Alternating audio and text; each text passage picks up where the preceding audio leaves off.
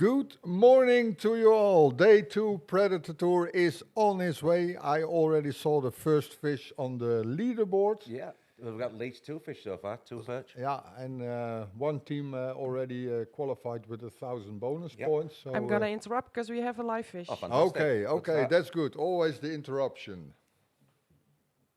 This is team 5 with a nice, I think it The was a leaders. small sender. Yeah, Currently it's leading. not even that small. So we're gonna check the leaderboard now. These are the overnight leaders from yesterday, Daniel and Martin. So let's see what they got.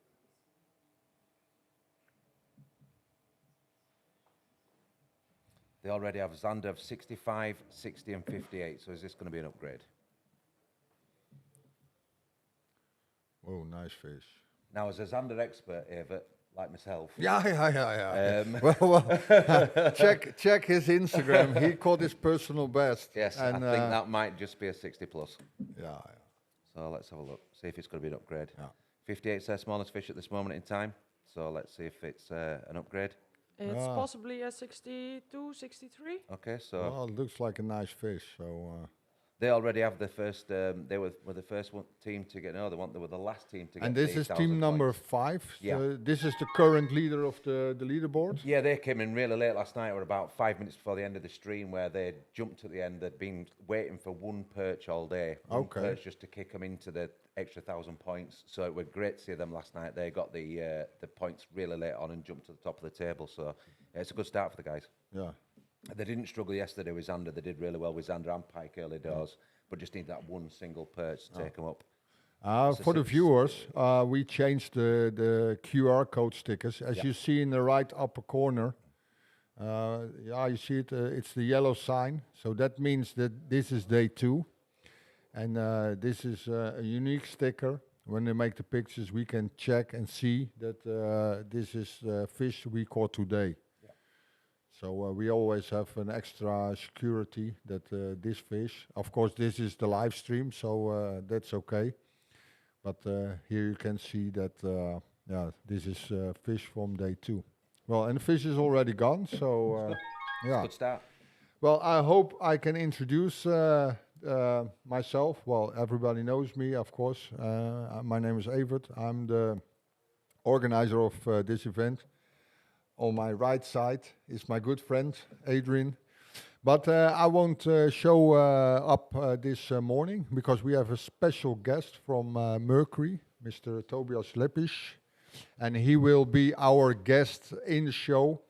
And I will expect him around 5 until 10 minutes. So then he will show up. He will introduce yourselves. He will introduce why he's here and tell you everything about Mercury. For the viewers outside, you can do Q&A with Mercury. You can do everything. If you have any questions about the Mercury engines, just put them in the comments, and Tobias is happy to answer all the questions. Yep. Well, I will leave the stream now. We go back to the fishermen. That's more important than me. Buddy, I will see you later on today. And have a For good the swim. Yeah, for the swim, of course, for your personal best. But have a good morning with Tobias from Mercury Engines, and see you soon. Look forward to it. Okay, bye. Back to the fishermen. See you soon, guys.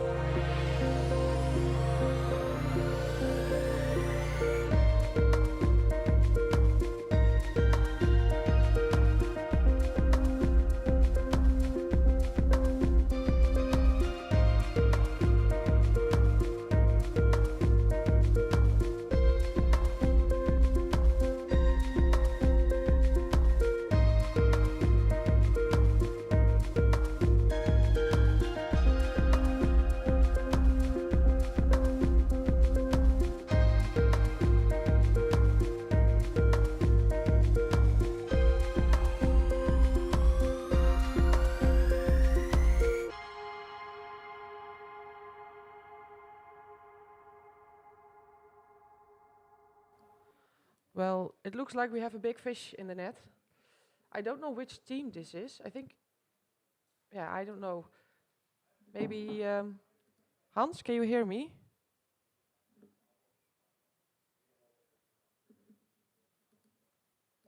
Hans, can you hear me?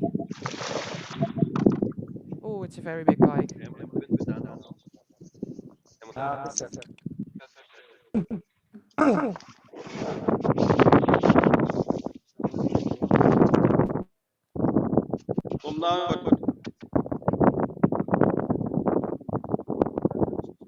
Hans?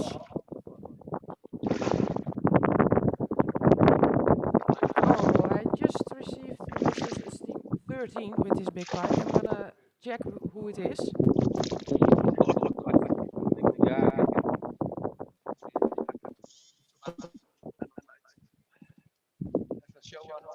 Kijk eens jongens, daar is hij. Big pike. Beauty, beauty.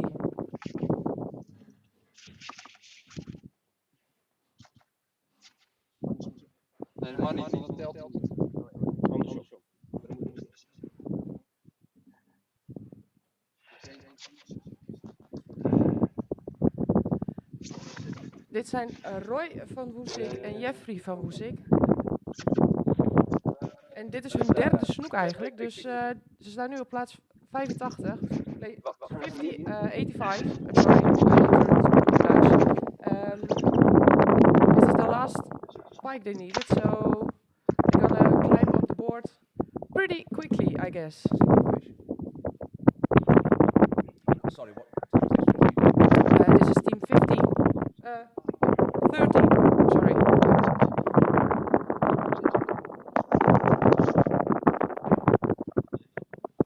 Well, congrats you guys. Super good fish. Well, actually, we have Tobias Leipzig at this moment here in the studio. So he is here on behalf of Mercury, and I think this is also a Mercury team. So we're gonna switch to Tobias to see if we have any comments. Good morning. Are you happy with the team?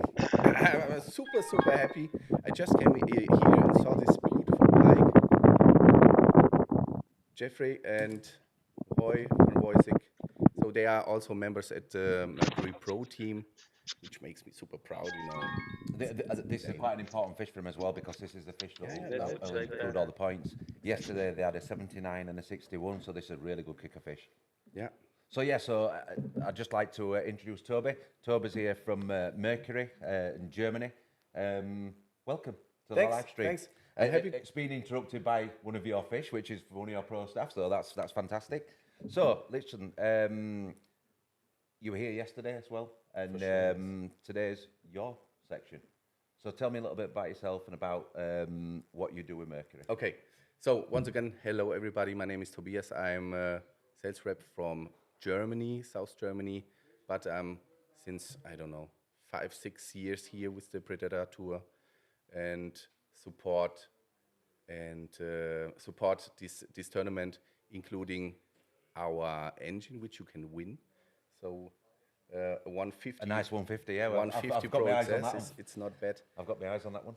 And what we're also doing, we have our Mercury Pro team. Okay. This year we have 4 teams here. And as you saw, the Van Woisik brothers, we call them like this, have now opened the 1,000 points. Yep. Have a full card, and now it's getting really interesting. Yeah? It is. It is. Have we got a size on that, Regina? On the fish? I'm checking it now, so Okay. 1 sec. The thing is, I'll just let everybody know that there is a little bit of a lag between what Regina sees of the head of broadcasting there that's at the other side of us and what we actually can see on the live stream. So there is a little bit of a lag. So Regina sees it before we do, so we can't comment at the same time. So we'll see how big that fish is, and it'll see where it takes them on the board. I have to say it's 116.2. Wow, it's a top fish. Yeah, it's That's the a good fish. third biggest fish of the competition. Yeah. And they That's went great. up to place 1. No Oh way. wow, straight up there. I think that's the 27th meter fish we've had in the in the competition so far. Nice, Yeah, so nice. it's. I mean, yesterday we were blown away with the 124 late on. Oh, yes. 124.5, which is a crazy big fish in conditions like this. I've got a feeling there's going to be a few decent pike this morning, just before it gets too warm. But we'll see. That's fantastic fish, and it takes them up to first place. That's awesome. And they're automatically into next year as well. There you go. Yeah, Straight up there. Congratulations, guys. that's perfect. Yes, and what else are we doing? So you know, the boat fishing and Mercury goes together. Yeah. And we are super proud that we see the numbers of participating boats are increasing, and the boats with and Mercury attached also. So this is simply very cool, and we are super proud. And this underlines simply that we have the best products on the market. I think I've been walking around most of the boats in Marina at night time. I think there's over 70% of Mercury run engines, which is fantastic. I've been lucky enough to be on a few boats with a V8 engine, and it's just... Yeah, every morning I get goosebumps this high, you know, when you go out and full throttle, Yeah. and all of a sudden the 300 horsepower V8s, it seems like they start flying, you know. Yeah. It's really, really great. There's And nothing 150 better than the volts. sound of a, Yeah, it's awesome. we were just talking off camera, and the sound of the V8. I fished on a few with V8 Pro XS engines, and the sound of those setting off in the morning. There's just not the acceleration, just the sound of a V8 starting in the morning. Yeah, you imagine you go on your boat, you start the engine, and the first thing, what happens? The first thing on this fishing trip, you get a huge smile on your face because of the starting noise, the sound of the V8 engine. Of course, V8s, the V10's are top. We've just been talking. You do a 600 brake horsepower, 12 V12 Yes, we have a engine. V12 600 horse. Wow. And in this segment, you hear it starting. Yeah. So when I was there and was able to drive with a boat with a double installation 600, so the captain started the engines, you hear it, and then all of a sudden, you hear nothing. No shaking, no vibration. I thought, something went wrong, but it wasn't. Yeah. They're just Deadly super silent. quiet, Yeah. silent, you don't hear anything. Yeah. It's super impressive. Then I went on this on a seat. Okay. We went out on the sea, and he accelerated, and it was like a start of a F-16 jet. Wow. So I can not tell you how it's insane. Now, that's talking about sheer power. But it's not the only thing you do. You start from the standard recreational boats, yes. the smaller boats. What's the lowest brake horsepower you do at this moment in time? Is it around 9.9? No, we have a 2.5. 2.5 is Yes. the lowest you go on an outboard engine, on a petrol. Combustion engine, exactly. okay.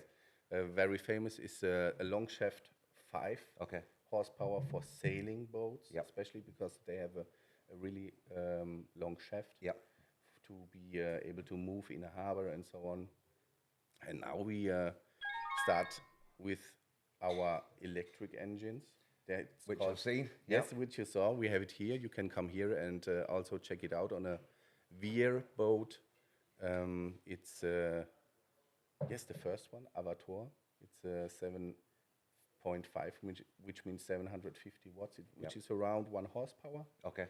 And this is planned and made for people who have small inflatable boats, for example, or need some space in their camper, but won't miss an inflatable boat which they can deflate and have an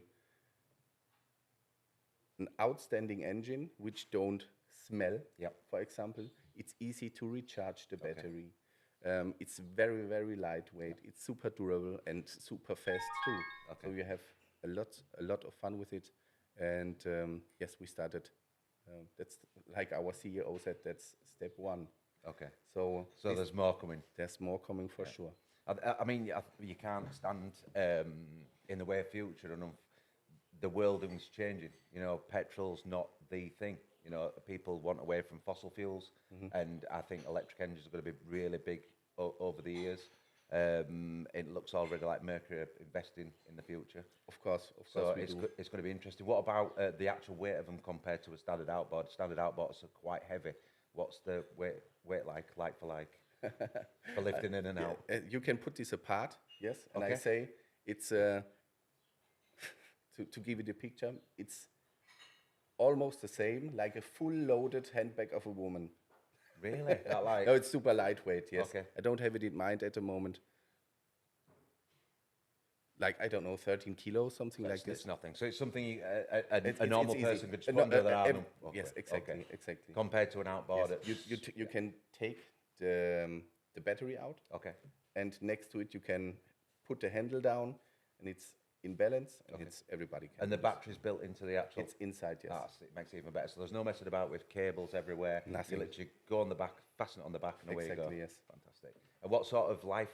In other words, if you take that on a standard day, at full speed, how much are you going to get? Of course, it depends on the weight of the boat, on the hull of the boat. If you are one person on the boat, or 3, 4, 5. And what's also important, how is your acceleration? If you only know 1 and 0, yeah, of course, yeah, it's less. But we have here a veer boat. If you drive it, 70 kilos. Now I get an information, 17 kilos. But if you, for example, if you drive it like 25 or 50%, you can drive 6-7 hours with it. That's fantastic. But it's perfect for pleasure people. For sure, for sure. If you go more high speed, of course it's shorter, but it's definitely enough. Another little niche for maybe the electric engine is in the UK is that on a lot of waters you can only use electric engines. So they will not allow outboard engines, which is quite a big thing. And there's probably a little market there where people, there's some waters where I go and I have to take my engine out of the water just to be able to use it on the front engine. Exactly. Yes. Just because I've got an electric engine at the front. So I'm on a Minn Kota at the front, I can use that, but I can't use my outboard engine. So stuff like that, there is a little niche market there, and I'm sure that'll get bigger and bigger. For example, in the south of Germany, we have some nice lakes in Bavaria, but overall, let's say the green areas of not allowed combustion engines are increasing. For example, in Austria, you have the specialty that you have a summer break. You have in the middle of the summer, I'm not sure, 4 to 6 weeks, which you are not allowed to use a combustion at all. Okay. So that's for this also we started this with the electric engines. It's the future, guys. You can't hide from it. Going forward, I think it's going to be quite commonplace. The good thing about Mercury is that you've got one of your pro staff that's available on site. So if you have any problems with your Merc engine while you're here, if you need any advice, these are pro staff. These are guys that know that engine inside out. Mechanics. Have they done racing as well? The guy who's is the next world champion racing. Exactly. So what we also offer here at the PredatorTour, we have Jan Kees Kortela here. He's a world champion in speedboat racing. His shop is only 20 kilometers away from here. He's coming every day and we had this, for example, yesterday on day number 1. On stage, we offered call us, give us a sign if you have any problem, if you need something, and we experienced this the years before also. So one guy hit a rock with his propeller. Yeah, I heard that. I get the call. I said, give me the number which stands on the propeller. Then is that an individual serial number for that pitch and? Not serial. It's a type. It's a type, right? Because we at Mercury have the biggest selection of propellers worldwide. Yeah. And I received this picture. What I did next, and that's also very interesting for you guys outside. Go on the App Store, download the VesselView mobile app. Then you can see here a map sign. Wow. Go, and it's for free, right? Yeah. If you're on vacation in Croatia, in Germany, in France, wherever, go on the plus sign, top right. I'm sorry, you guys, I have to interrupt because we have a very nice fish incoming. It's from boat 118. Okay. So. Oh, they're gonna put it back already. I That's think the camera guy had some time. I don't know how big it is. It looks like a decent, nice sander. It's already back in the water, but it was a nice one. We're gonna check it later on the leaderboard. So at this moment in time, they've got standard of 63, 61, and 54. So if it's a nice one, it'll take them up. They've already got the 1,000 points extra. So this is a kicker fish. I'll guess this one is an upgrade. Oh, it's a nice fish. Yeah, it's a nice. Well, I'm sorry for the interruption. It's No not a problem. problem. It's not a problem. Yeah, it's a nice fish. In the meantime, because I'm speaking now, for all the viewers, if you have any questions for Tobias, you can put it in the comments so we can ask him. Thank you. So we stopped here. I just want to finish this with the Vessel View app. So you can go on the upper right side, go on the Mercury sign like this, and all of a sudden, all Mercury dealers around you are showing up. So what I did, I put this one, go on the phone call. The second dealer had the propeller in stock. I had to drive 11 minutes 11 and minutes. had exact the prop we needed. And so this guy are able to finish the next 2 days. Sounds fantastic. It's all Yeah, about it's keeping great. people going. It's as big a competition for yourselves as it is for the anglers, because at the end of the day, this is your product. You are in the, how should we say, you're in the headlights. You know, these are your engines. These guys are running your engines, so you've got to look after the best you can, and nobody else offers that. Yeah, at this moment that's in for time. sure. So, So we have really superior engines and super reliable. And what else we can put on top? We can offer a service like this. have we more fish coming in? No. No, if you have fish, I will tell you. Okay, no problem. I'll just have a quick check at leaderboard really quickly. So Mercury still at the top. That's good. That's good. And yeah, the Van Voice brothers are really super sympathetic guys too. They are running a flower business here in the Netherlands. Really? Yes, yes. And it's quite interesting. It's quite interesting. How long have they been fishing for yourself, or for the group for Mercury? It's the second year for them. Yeah, okay. So they won another huge tournament and won a Lund boat with a Mercury Sea Pro Okay. on it. So we have different, we have a racing, we have for professional use Sea Pro, which a more strong gear case, because multiple thousand of gear shifts you have if you do it as your job on a daily basis. So they have really they won a really, really nice boat, which they are using now. And as we see, have success with it. Yeah, they're doing okay. They're doing okay. If you actually look on the leaderboard as well, you'll notice that that's the second biggest fish that's been caught at this moment in time. I think biggest pike. So Third biggest, I guess, huh? so yes, third biggest fish. So we had 124 yesterday, 120. So that's third biggest fish. So they're doing well. They're doing well, and it's a good start for the day. We've also had, I think, at least 150 perch today.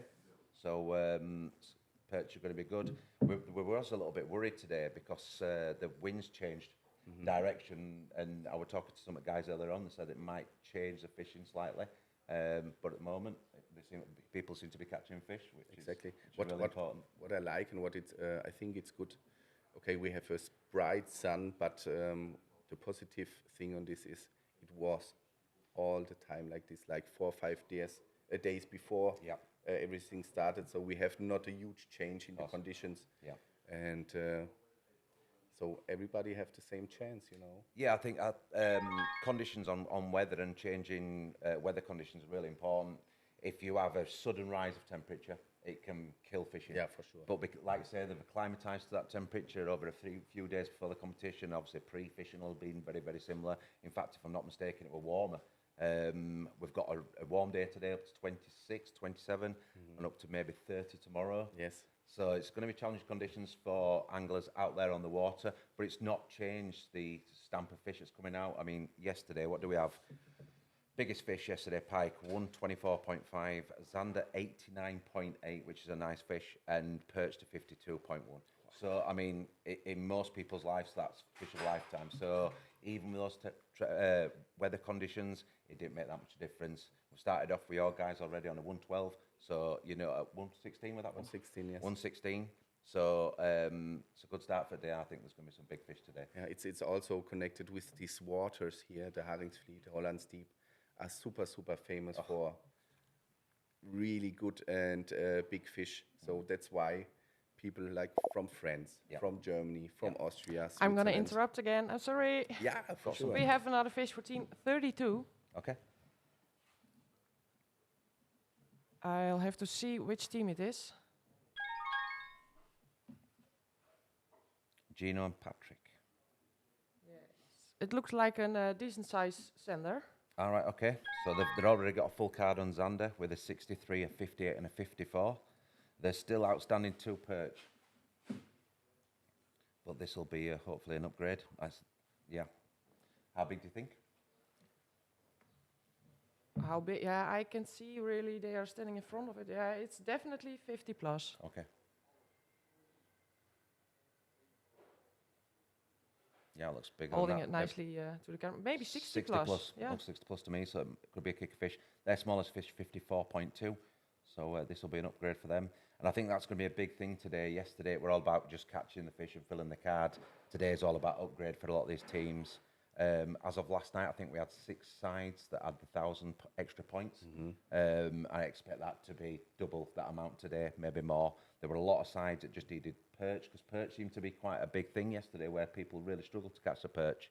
If you caught them early, some teams, that's a nice fish. That's a nice one. That's got to be 60, about 62, 63. Yeah, maybe I guess longer. so. Yeah. So that's an upgrade for these guys. I would expect them to be targeting perch at this moment in time. So we will see. Nice fish, guys. Yeah, Well- I think. Sorry. Let's go back to you guys. Okay, thanks. I think we can expect a lot of changes because in the leaderboard, because now some teams just need one more fish to open the full card. Yeah. How many? Let's have a look. We've got 1, 2, 3, 9. Yeah, what's really interesting, and I don't know if you already downloaded this app out there. Go App Store, PredatorTour, and you have the live leaderboard. You have multiple videos.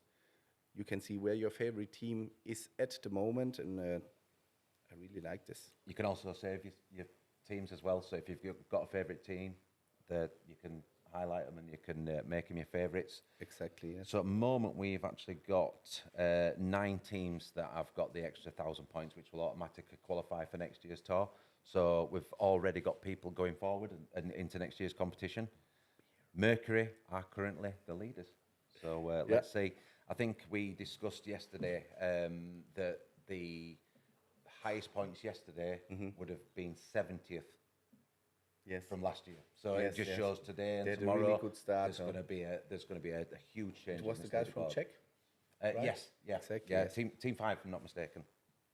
So what I did, I marked, for example, Gerd Reuter and Stefan Pinqua from the Mercury Pro team. And if you open this, you see it's only 1 perch left. They only need 1 perch to open the additional 1,000 points. Then they would jump really high here in the scoring. Are you a fisherman yourself? Yes.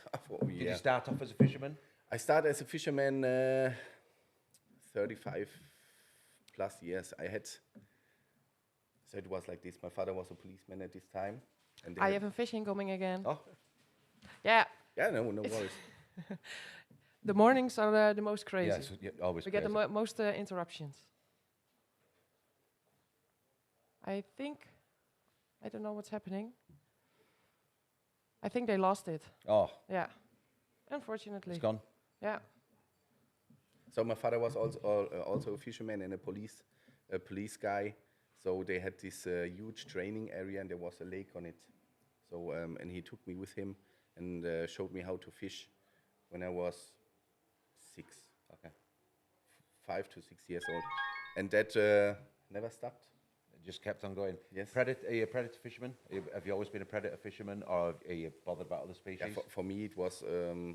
I always was going for the predator fish. Yes. Yeah, same as myself. Yes. It's super exciting. And my daughter, she's turned 10 now. She's also loving fishing. We just bought a nice Lund boat with 50 Mercury horsepower on it, and all the Lawrence equipment, fish finder, trolling engine, and we have really the best time. It's good. I think if you, obviously children are the future, and I've got a little 2-year-old son, and he's already got rods and lures and stuff like that. It's quite important to bring these guys forward. We had a discussion last night with the team, and I was saying it's a big thing to get the youngsters fishing. It's these guys out here that's fishing. There's average age of I don't know, mid-20s, late You're 30s, so right. into the 50s. But the future of the children, we've got to bring those kids through and we've got to show them the right ways of fishing, looking after fish. Catch and release is really important. And I think that is the future of fishing. Absolutely. What we are doing here with Mercury, we have a young generation fishing contest. Okay. So they can, now I missed the English word for it. So they can have the chance to go with a pro team member from Mercury on their boat, and we do a children tournament. That's fantastic. So this is really great, and we have this in September. Okay. Is this the experience day we were talking about? No, So that's something that's completely something else. Okay. Yes. But we do this for as you mentioned, for the next generation, for the young guys, young people, young children, because it's our hobby is simply awesome. It is. You know, I always say, if you catch your first pike or something like this, is a thing you will never forget in your life. Yeah. In opposite, when you are in front of a TV and playing PlayStation, you know, and things like You learn nothing. will not give you memories for forever. But if you're outside and make the experience with friends, with your daughter, your son, thanks. It's priceless. It is. It's a big part of it. I mean, like I say, in the UK, we try to, if you're out fishing, we're not famous people, you know, but we are in the forefront, and I think it's really important if you do see people, you maybe go over and speak to them and make sure they're okay. I was fishing a few weeks ago down in Birmingham for Zander. I'm fishing in YPC in a couple of weeks' time in UK, and I saw this young lad, and he was fishing away with his dad. He was only young, probably about 7 or 8 year old. And I walked over and I gave him a pack of CWC lures, and they go, have those. Oh, thank you very much. And those little tiny things is what sparks it for people. That's just so true. Having just rubbish gear and just giving them a trace and some gear. You know, it's how we all started. And although this is the forefront of predator fishing in Europe, you know, this is the best of the best. This is the top gun of fishing. Everybody's got to remember that these guys started somewhere. Exactly. Someone showed them. Your father showed you, exactly, and you showed your daughter, and it's a generational thing, and it's fantastic. So tell us more about your experience days that's coming up. So once again, for the young generation fishing contest, it's the second week of September. Okay. It's connected with the Lure Masters here in the Netherlands. Yeah. So we will provide further informations on Facebook, Instagram, or on our homepages. So if you are interested, your son, your daughter, follow us, and we will provide you further information. Second weekend in September. What we are doing next in Germany, it's really a huge, fantastic thing. It's the Mercury Experience Days. Okay. So in Düsseldorf, we have a whole harbor, and müssen wir das Datum noch schreiben? We have a whole harbor, and we have a nice, superb mix of different kind of boats. Yeah. It's from on the 17th and 18th this month. Sorry, can I just put in, what you don't realise is that Toby's got a boss sat at the other side. She's giving me the information on a paper, which I am missing. That's why you can't see it off camera, but I'm actually quite liking it. So 17th and 18th of June, we have really, really nice, fantastic boats, which you can really go on and test drive with a captain. We have Axopar boats, we have Lund fishing boats, we have Ranger bass boats, we have, sag mir's? Triton boats, we have like sporty, recreational, we have with cabins and beds in it, huge horsepower, 50 horsepower. We have, again, you can check yourself the Avatar on a inflatable boat, our electric engine, a lots of informations. We even have a tattoo artist who is doing Mercury tattoos for free. Yes. Now I'll yes, we have a fishing coming again. Okay, what we got? It's Team 11. Okay. I cannot really see what it is because the quality.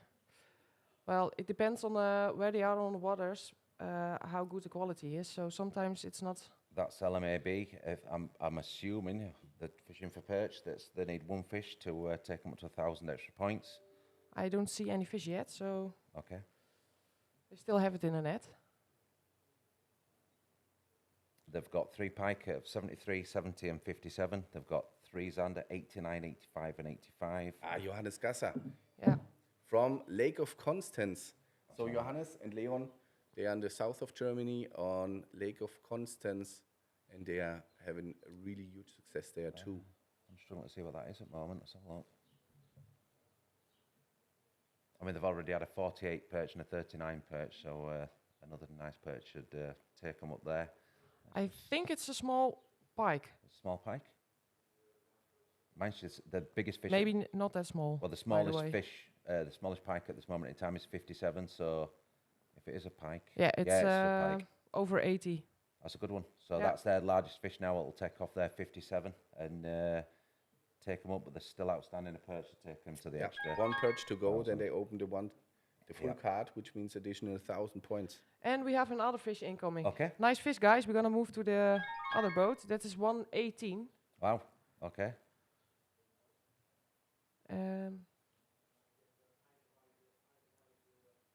They still have it in a net, so I can see what it is. But Right.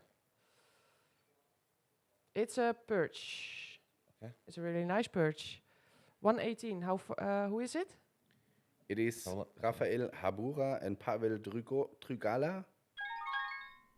And yeah, they already Ebro. have the full card. It's a 39 perch. 39 now. So it's The pike's not bad, huh? From Johannes. a 39 perch isn't a kicker fish for those either, because they've already got perch of 48, 40 and 40. So they've had some nice, but Yeah, they're not got some taking nice fish. pictures. He's going back Yeah, it's a shame. It's a nice fish. immediately. So yeah, no more fish. So we're gonna switch back to you guys. Yes. So yes, we had a kind of a lottery, Gewinnspiel, Okay, yeah, lottery. and for the tattoos, huh? Okay. For the Mercury engine or Mercury logo, real tattoos. So we have a very good tattoo artist. Yeah. So we had it. You had a chance. 6 people, right? 4. 3 people had the chance because, hygiene and they need some time. So 3 people are able to win this tattoo, and some are 1 or 2 already gone. 1. It's still open. It's still open. Wow. Nice. I think I'll pass on that one. I don't like needles, so I'll stick understand. away from that. I But yeah, it's giving back. It's giving back to the people, and it's a great little thing. Yes. Experience days are big. In UK, we don't generally have those sort of things. Not that I've found out about. There's a lot of Mercuries in UK. I had a 15, but it was a Bigfoot. Is that Yes, used to be yes. called the Bigfoot? I had that on my boat, which were really old when I bought it. So I think it was 15-year-old when I bought it. So yeah, I've just replaced that one. I won't mention the brand, but you never know. That's coming up to 10-year-old now, so that might need to be replaced. Although if my wife's watching this live stream, she'll say you've no chance. I heard this story. You know the score. Yes, You know the score. So yeah, it's fantastic. I wonder if we've got any more fish yet. Should we just have a quick look on leaderboard, see if anything's changed? Mercury's still at the top at this moment in time. Let's see if there's any more sides with the extra 1,000 points. Yeah. We've got 9 sides currently. I thought LMAB had a fish that took them up earlier on. I thought they had a perch that they needed, but Yeah, maybe not. it was a pike they had, and they need 1 perch to go. It was a pike, yes. Yep, so at this moment in time, we've only got the 9 sides, but there's quite a few looking at the board. There's quite a few just need that single fish to take them up there. Yes. So once again in German maybe. So, hallo Leute, nochmal auf Deutsch für euch. Kommt am 17. und 18.06. nach Düsseldorf in den Medienhafen. Wir haben da wirklich ganz viele tolle Sachen für euch vorbereitet. Wir haben ganz tolle Boote, die ihr selbst Probe fahren könnt. Angefangen beim Elektromotor Avator, auf einem Schlauchboot, über ein Angelboot mit der ganzen Technik, Angelboote, Bassboote, Rheinlandboote ist vor Ort, Boote Polch mit Axopar, wahnsinnig viel zu sehen. Und es gibt auch noch ein Gewinnspiel. Tatsächlich kann man Mercury Tattoos gewinnen, echte Tattoos, nichts Aufgemaltes. ganz, ganz toll. Folgt uns auf der Facebook-Seite, Instagram-Seite Mercury Marine Deutschland. Da gibt es dann weitere Informationen. Ihr könnt euch dann bereits jetzt für Probefahrten registrieren. Ihr könnt jetzt schon sehen, welche Boote haben wir vor Ort und ihr könnt das Ganze dann live erleben. Wir freuen uns auf euch und bin wirklich gespannt. Also 17. 18. Medienhafen Düsseldorf. I've just been looking on leaderboard, and Team 56 seems to have come from nowhere, Regina. Have they had a decent kicker fish this morning? One sec. They've just jumped up to second place. They've got three decent pike at 96, 90, and 86. 3 nice sounder, 75, 71, and 65, and 3 perch. They're probably targeting perch. Looking at that, they'd need a couple of decent perch. 27's being their smallest. And I have a fish incoming, so okay. I'm gonna interrupt you guys. I don't know which team this is. I'm gonna ask. Rick? Rick, can you hear me? First fish of the day. Yeah, Rick, can you hear me?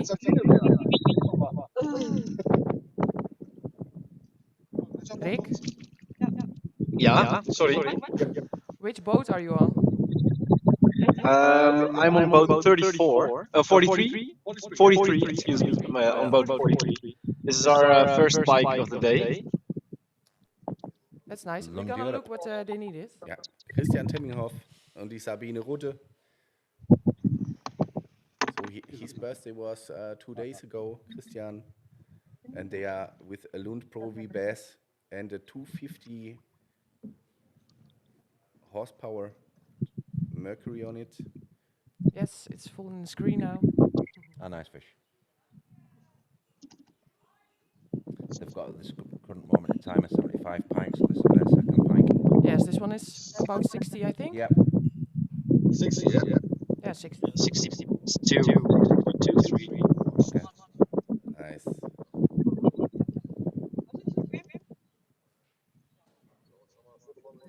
It looks like we've had quite a few pints early doors. Yeah,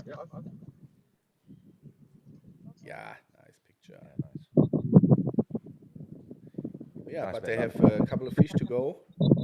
Plenty of time. There's a lot of time left. Yeah, that's true. So we lot don't of time. we don't have the halftime break, not yet. Huh? No. So more than 50% of the tournament are still going. It's a start, right? It's a start. Okay. They're here. We're gonna switch to the other boat. It is team 33. Camera guy of boat 33, could you turn over your phone? Felipe and Ricardo. They're currently lying in 20th position. No, no fish. No fish? No. They're still lying in 20th position. Oh dear. Well, let's go back to Well you done, guys.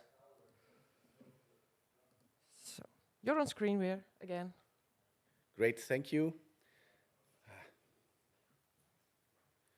It is really fantastic to have a live leaderboard, which you can check here in the app.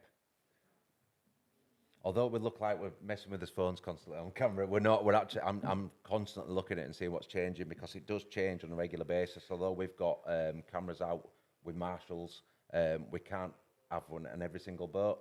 We had a staggered start again this morning, so the plan is because you've got 148 boats and 148 V8 engines going out of that harbour at one time is extremely dangerous. So we have a staggered start. So yesterday the first 50 boats went out at 7:45, then at 8 o'clock the next 50 boats, and then the 48 remaining boats.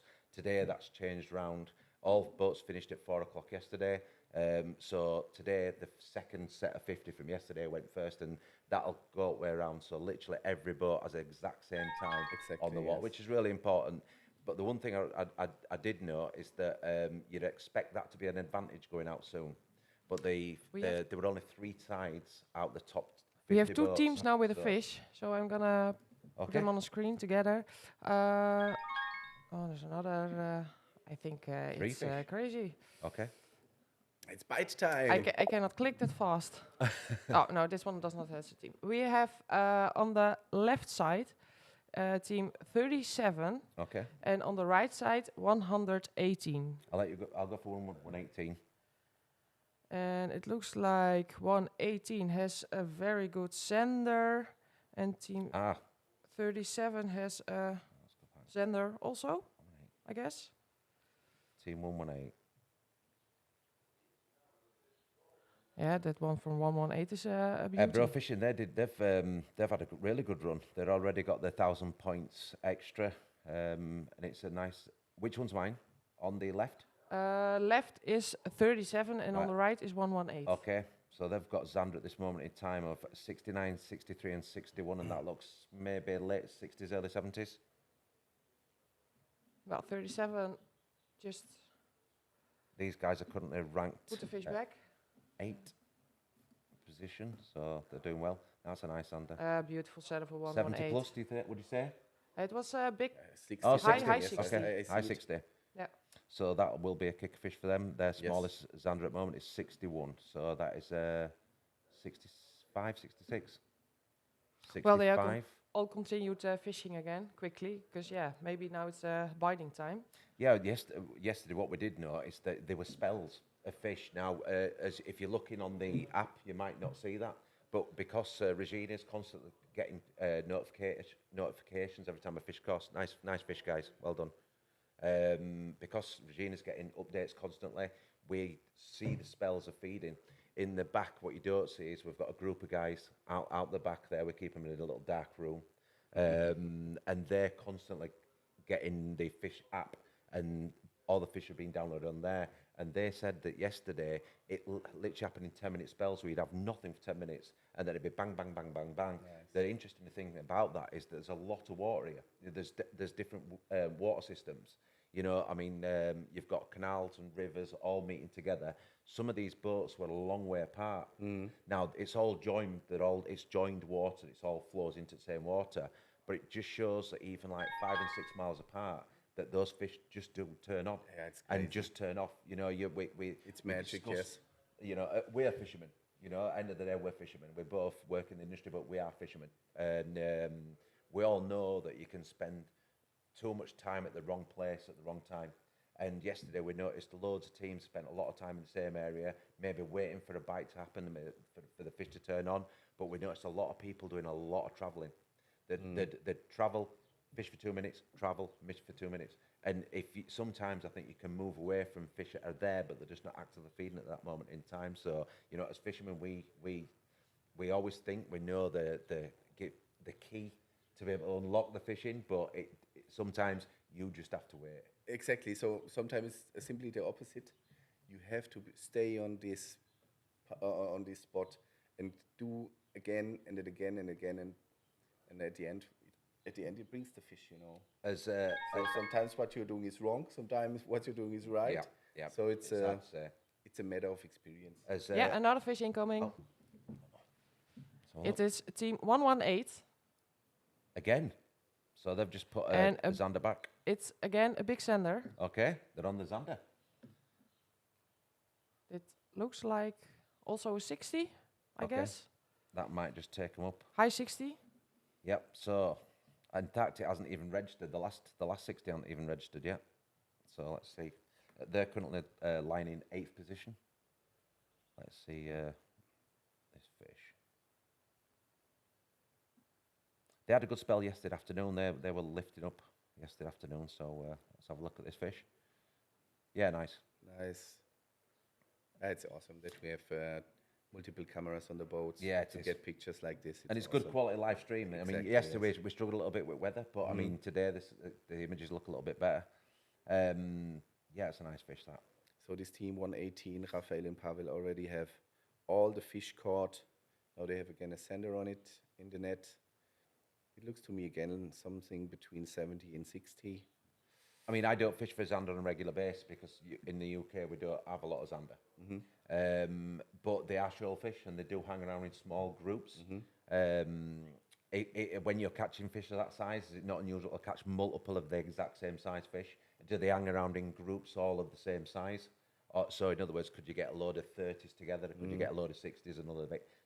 Do they hang around in groups, or is it more of a group thing where you can have a mixture of all different sizes? It looks like this one is about 66, so it's Okay. an upgrade for them. Okay. That's good fishing. That's literally 2 fish in maybe 4 or 5 minutes for them. 2 zander, so they're on the zander. I expect them to catch more now if they're on them. Let's have a look at the rest of the fish at the moment. They're currently in 8th. They've got decent perch as well, 48, 40 and a 40. So almost the same size like you mentioned. yeah, exactly, almost identical fish. It could be the same fish. You never know. Their only fish letting them down really at the moment is they've got a 46 pike, which isn't up to what we need really. They're going to have to. They have to have upgrade. plenty of room for upgrades. And that's simply what you have to do. Yeah. Then you, at the end, you have to change your tactic. Yeah. You know what you could do. You go for very big bait, for example. You don't have much strikes anymore. But if you get a bite, you can be sure that it's a more decent size.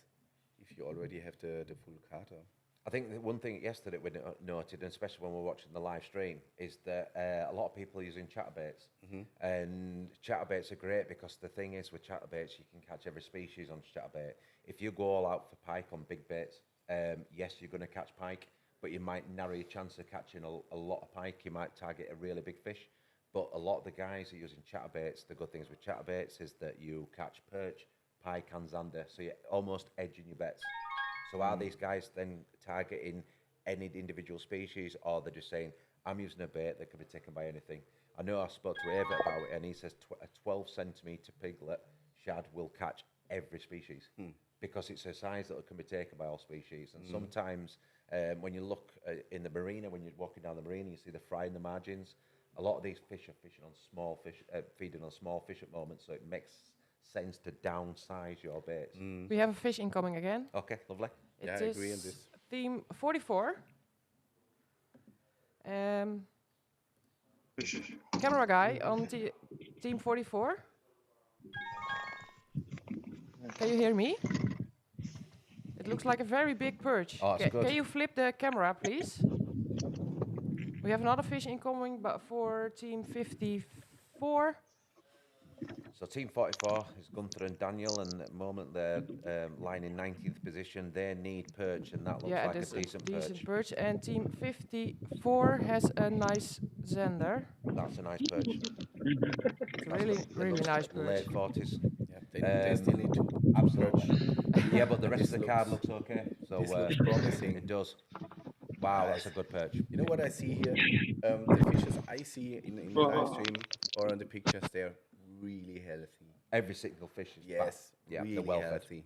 They've all come over spawning, and they're now starting to put on weight for summer. They're feeding heavy, so that's a real nice perch. It's going to be interesting to see how big that is. Could it be 50? I think so. It's definitely late 40, I would imagine. In fact, that could go 50, that. Nice. What do you reckon? Yeah, possible, huh? 45. Did we get a size on that one, Regina? On the perch? No, unfortunately. I couldn't see We'll it. have to wait until that And we comes have the zander now for 54. in. Okay. And I couldn't see the size either, but I think it's a big 60. Yeah, it looks a good 60. Is that team 54? This is 54, yes. Okay.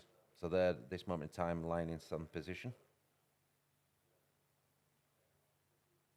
Oh, no, 5th. They've got zander already 64, 51 and 47, so that's going to take them up. Well, it's back in the waters, Yeah. so we go back to you 60 guys. Plus. Is that 60 plus? Yeah, it's going to be a nice upgrade for them. The smallest zander at that moment in time was 47.6, so that's definitely an upgrade. Well done, guys.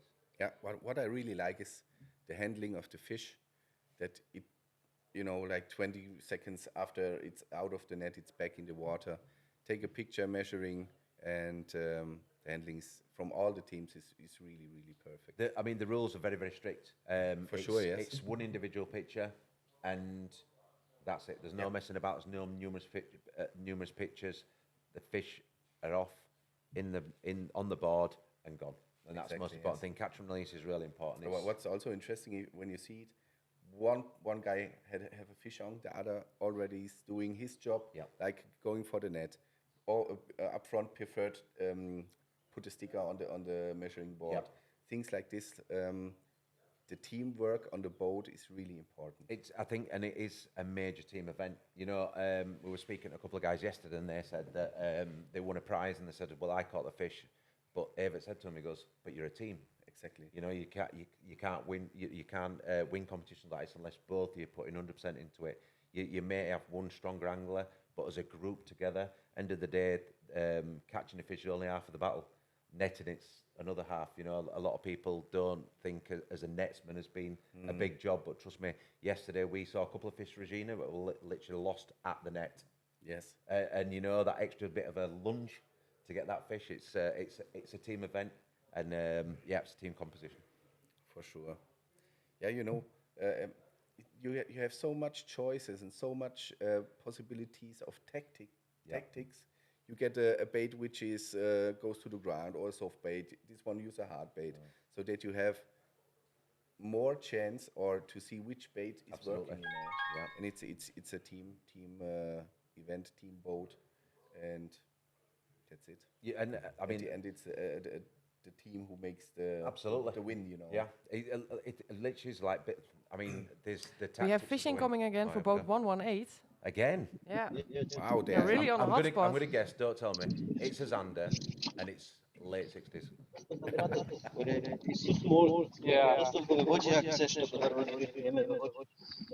This guy's from Czech Republic, right? Germany. Doesn't sound Germany, I German. think. 118, Germany. Rafal and Powell. Yeah, they talk Well, not it's- German. yeah. Hold up. This one is a bit smaller. Ah, another Zander. Yeah. Okay. So their smallest fish at the moment is 64. Not so Yeah, big, this, It's but good.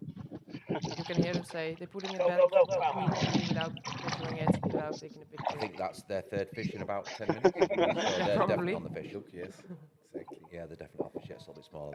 I'm wondering how much fish are caught in these 3 days, which been on the measuring board, or which Haven't sent been- in. Yeah. Do you have, what do you think? How much? Do you have a number in mind? We don't actually see that.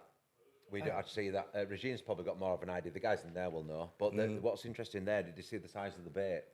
Yes. It's a really big bait for a fish that size. So they're trying to get that little bit of a bigger fish. And sometimes the bigger baits are taken, you know, by the bigger fish. So it looks like they're trying to upgrade the Zander. While they're on the fish, you may as well try and target a bigger fish Exactly, by yes. going on a bigger bait. Yeah. Find them with the smaller baits, so you can find the area where they are, then switch to the bigger baits. So it's good tactics. We were talking about fishing as any competition fishing is a plan. Everybody's got a plan. They sit down weeks before. Competitions like it's a planned months in advance. They will know.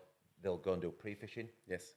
There's the people come here 2 or 3 days beforehand. Some people could have been coming a month before. No, is the system closed for a certain amount of time, Regina? Yes, we have a closed season here in the Netherlands. It's from the last weekend of April till the last weekend of May. Okay, so the guys will have been practicing as First soon as they weekend can. of April. I know. They're traveling. So I have friends from south of Germany and south of Germany, which means with a boat on the car, it's a 7, 8, 9 hour drive. Okay. And they come here in the summer, for example, every second weekend. Yeah. They come here, Dedication. study the river, Yeah. looking for new spots. Do, of course, pre-fishing 1 week up front or 2 weeks up front. It's crazy. It shows the dedication. Yeah, totally. The thing is as well, when you've got running water, you know, I'm a river angler myself, but Yeah, fishing coming again. if you've got running water, things can change so quickly. You know, prevailing weather conditions can make a big difference to the clarity of the water and where fish are found. So it's, We have another important. fish for the... Not 118 again. No. It just came off in front of the boat, Oh, unfortunately. Oh no! it came off in front of the boat. Oh dear. Oh. What was it? Was it a Zander, a pike? No, it was another pike, a bit bigger than the other one, I think around 70, maybe. Okay. Thanks for the Shit intro. happens. Yes. Yes. And what I also think is the experience, the hours you took on these special waters. I think that's the key. The experience on that particular waters. You cannot go somewhere without. Just turning up and Yeah, expecting to win. here I am. I don't need. In Germany, we say, "Wer trainiert kann nichts." Who's training can nothing. You know. Can Yeah, nothing. absolutely. Yeah. Or we say you get out what you put in. Exactly. So in other words, if you don't put the hours in doing this, you're not going to get the results, and it's Exactly, quite yes. simple. I mean, you know, the guys are a team for a reason. They've been picked for their individual merits and their own style. So you may have one guy who's a fantastic pike angler but doesn't like Xander. We heard that yesterday. A few people saying, "Well, I don't like perch and I don't like Xander. I'm the pike angler." So as your team, when you're picking a team, you are picking a team for their merits. So generally, perch and Xander anglers probably very similar sort of styles and techniques, so they'll specialise on one side. But unfortunately, when you've got to go out and catch those perch, you've got to change your own way of fishing. Yes. I'm like I said, I've just been discussing. I'm fishing YPC not next week, week after in UK, and I'm a pike angler. You know, people think of Eddie Woodchucker, which is my like social media name, as a pike angler. I do catch a lot of perch. I catch the odd Xander, but I've had to go back to learning. Because to go and catch fish away from where I live is a lot harder than people realise. So I've had to go down there and go back to basics to learn, and it's been a steep learning curve. But hopefully it'll pay off. Again, you've got to go back to the basics. Exactly. Yes. Going back to basics and to be open for new things. Absolutely. Open practices. Absolutely. Some techniques I never heard from really work perfect. You know. Well, it's something as simple to me as a boat angler like yourself. I spend a lot of time doing vertical jigging and casting a ball head jig. You know, the most basic of fishing techniques. I don't need to go any fancier than that. A drop shot to me is like cheating. It's like not really fishing, but it's a valid technique, and people who use that technique do really well from it. But learning Texas and Carolina rigs and stuff like that is really unusual. Yes. Right, guys, I think Regina wants to take us away for a break for 5 minutes, and we'll maybe put some live fishing on, and we'll be back to you very shortly. Competitive anglers powered by Mercury Pro XS outboards have won more bass fishing tournaments than all other brands combined. With lightning quick acceleration, legendary reliability, and lightweight design, Pro XS has everything you need to travel farther, faster, and harder.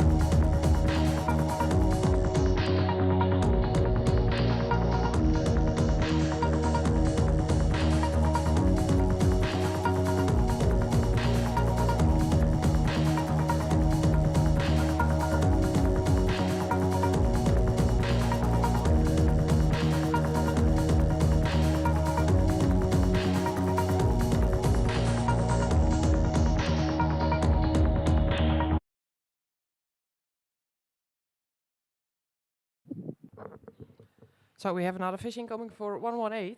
It's another nice looking zander.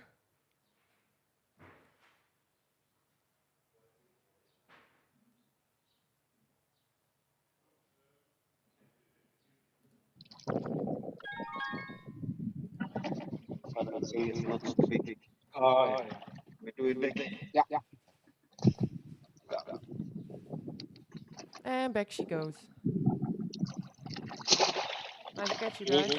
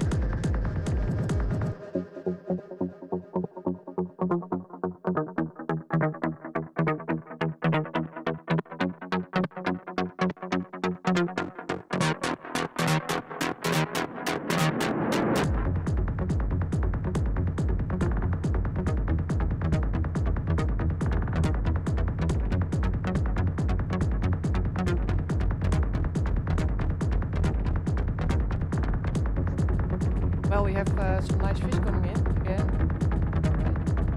14, 13. It's a nice pike. Let's see.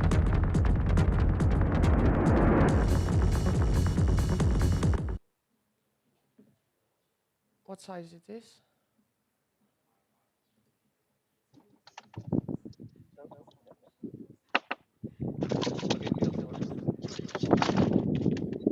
Yeah, this is another team that got a bike. I think so.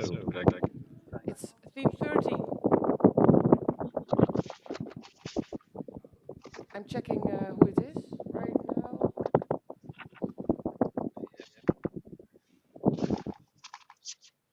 It's your team. 13, yes.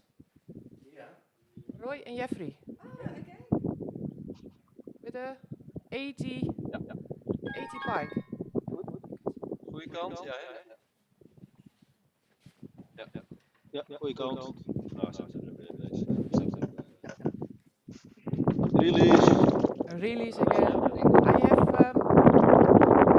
Toby here. Maybe he wants to say something. Yes, to you yes, guys. yes. I have goosebumps 10 centimeters high.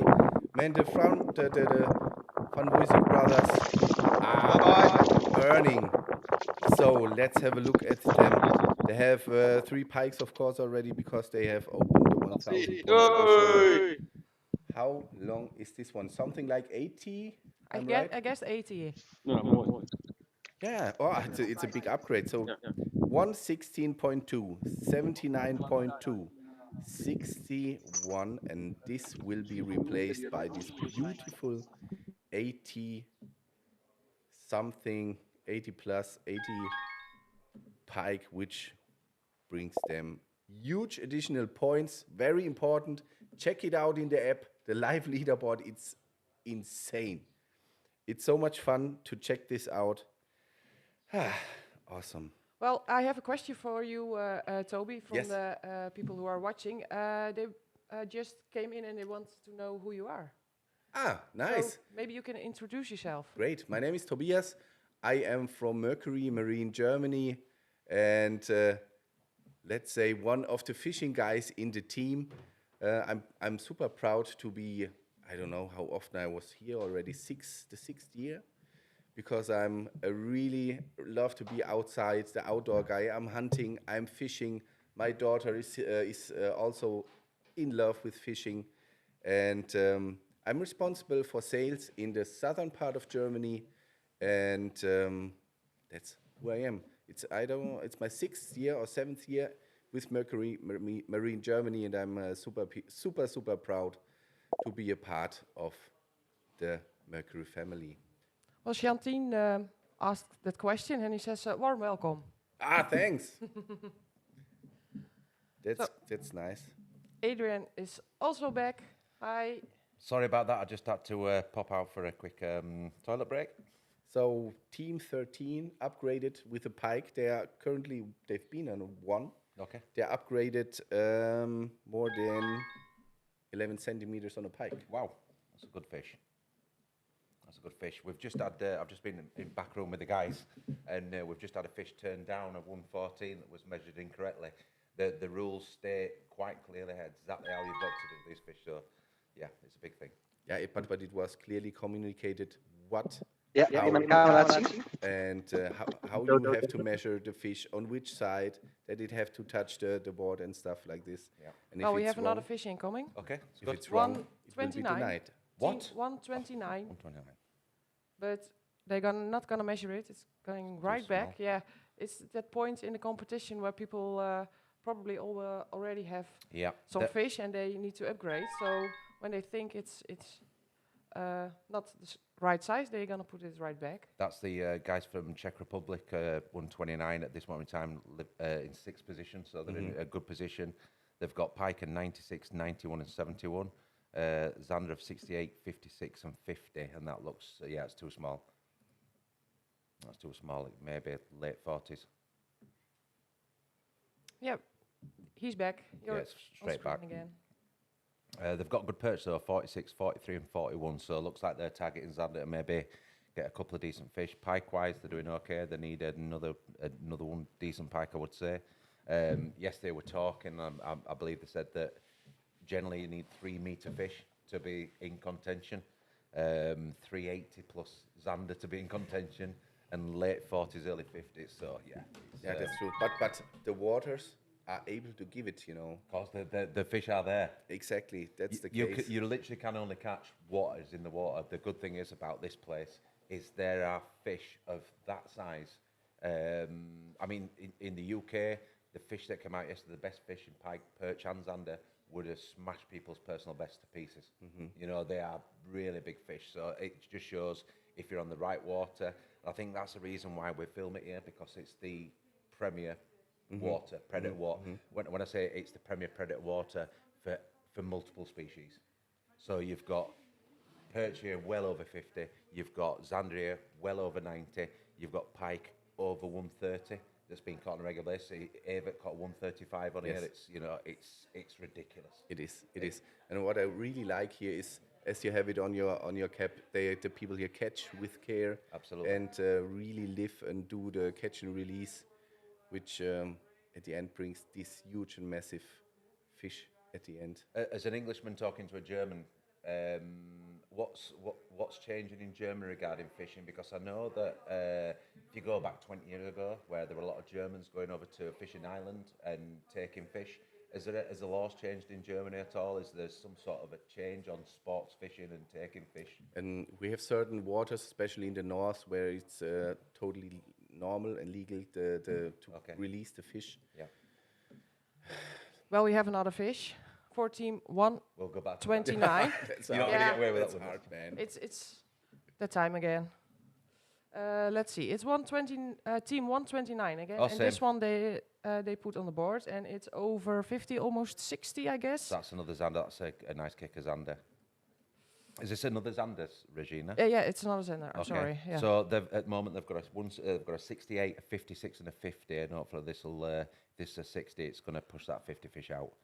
At this moment in time, when you're on them zander, they are there and they're feeding. So it's important. I mean, look at team 119. It's been hammering zander out left, right, and centre. So yeah, it's a nice fish. 60 plus. Yeah. Is it? Oh, it's just 60. Almost Is it? 60. Almost 60 was Almost it? 60. So yeah, it's a kicker fish. It's going to take their 50 fish off there, which will increase them. They're currently lying in 6th position. Jan and Sander from the Czech Republic. Any more fish? Yeah. No more fish at the moment. So yeah, is things changing now in Germany, or is it I still think we are on a good way. On as I mentioned, in certain parts in Germany, it's already allowed in the north with the catch and release. And let's say it like this: we are on a good way. Okay. It's not everywhere like this, Yep. but let's say it like this. I think the officials, police, or whatsoever are looking on a other direction. When you put a fish back. Okay. You We have the same problem in UK where Zander's a fish that's not supposed to be there, and catch and release of Zander's not supposed to be the done thing. But unfortunately, in UK we have slippery fingers, Exactly. and sometimes fish just fall back in the water, and that's how it goes. That's very often the case. No matter what anybody says, I will never kill a fish because it's not supposed to be there, especially Zander. I love Zander, they're a beautiful fish. They're not spread massively in UK. From around Nottingham downwards, they spread really well, and above Nottingham you can't catch them. So personally, I've got to travel over an hour to be able to go and have an opportunity to try and catch them. But they are spreading. You know, you can electrofish and net waters the best you can. In my honest opinion, I don't think it works that well, because when you start taking the large fish out of a system of water, all you do is get an explosion of smaller fish, which is the fish that then attack the fry. So I think messing with the system's only going to make it worse. But listen, I don't work for Fisheries Board and stuff like that. Yeah. I've been lucky enough to fish in Rügen, which is classed as Germany. Rügen? Yeah. Yes. Germany Northern part. in between Germany and Poland border. Exactly. I was lucky enough to fish on there a few years ago. My word, what a water that is. Yeah, it Water. is. Just a quick one on Roygan. It's a large. Do you class it as an archipelago? Is it classed as an archipelago? Is it classed as, because it's joined to sea? Is it classed as an archipelago, or is it just classed as a large lake? I'm not sure. It's hard to explain, but so you'll be fishing, and it's average depth around 12 feet. With Pilka. No, with fishing. So Yes. For pike, and I went over there with the guys from Leach, and we were fishing on there, and it's an average depth of 12 feet, but you've got jellyfish going past you. Yes. You know, in the UK, you do not fit wherever it's salt water, you don't get pike. But over in Roygan and some of these waters, there's sea fish. Yesterday we were fishing and somebody caught a dab, which is like a flatfish. So it shows that the sea fish are actually coming into and mixing with pike, which is not unusual in mainland Europe. You know, if you go to Scandinavia. And now I got you. But in the UK, you would never catch a pike where you would catch maybe a dab or something like that. You might get the odd one, but these fish are predating on herring and fish like this, so they're getting big on the Roygan especially. There's a large herring shoals coming there. Yes. The big pike then move onto them and they get huge. So really big fish. Of course, that's true. I'd love to go back there. That is one water that I feel owes me fish. You know, when you put the hours and hours and hours in and you just don't catch that really big fish, there's some waters that get into your head and you think, I've got to go back. And I think as an angler, as yourself, when you fish a water or a system and you know the big fish are there and you don't catch them, you feel like it not owes you a fish, but you feel like you've got to go and master it. Yes. Oh, have we got a fish? Yeah, we've got a fish. Okay, lovely. It's team 73. Okay. It's a very nice perch. Lovely. Let's see what they've got at this moment in time. Let's see. This is Raphael and Maxime from France. It's a nice perch, you say? Yes. They've already got three nice fish, actually. They've got a 43, a 42, and a 41.9. They're missing one Zander to kick them up. I guess this is 40 also. Okay. High 30s, small 40s, I guess. 41.9 is the smallest fish, so hopefully it'll be an upgrade for them. Well, they're taking a picture, so It's a good sign. I guess Yeah. it's an upgrade for them. And it's back in Yeah, early waters 40. again. Early 40, I would say. I'm guessing it's over 42, just to take a picture.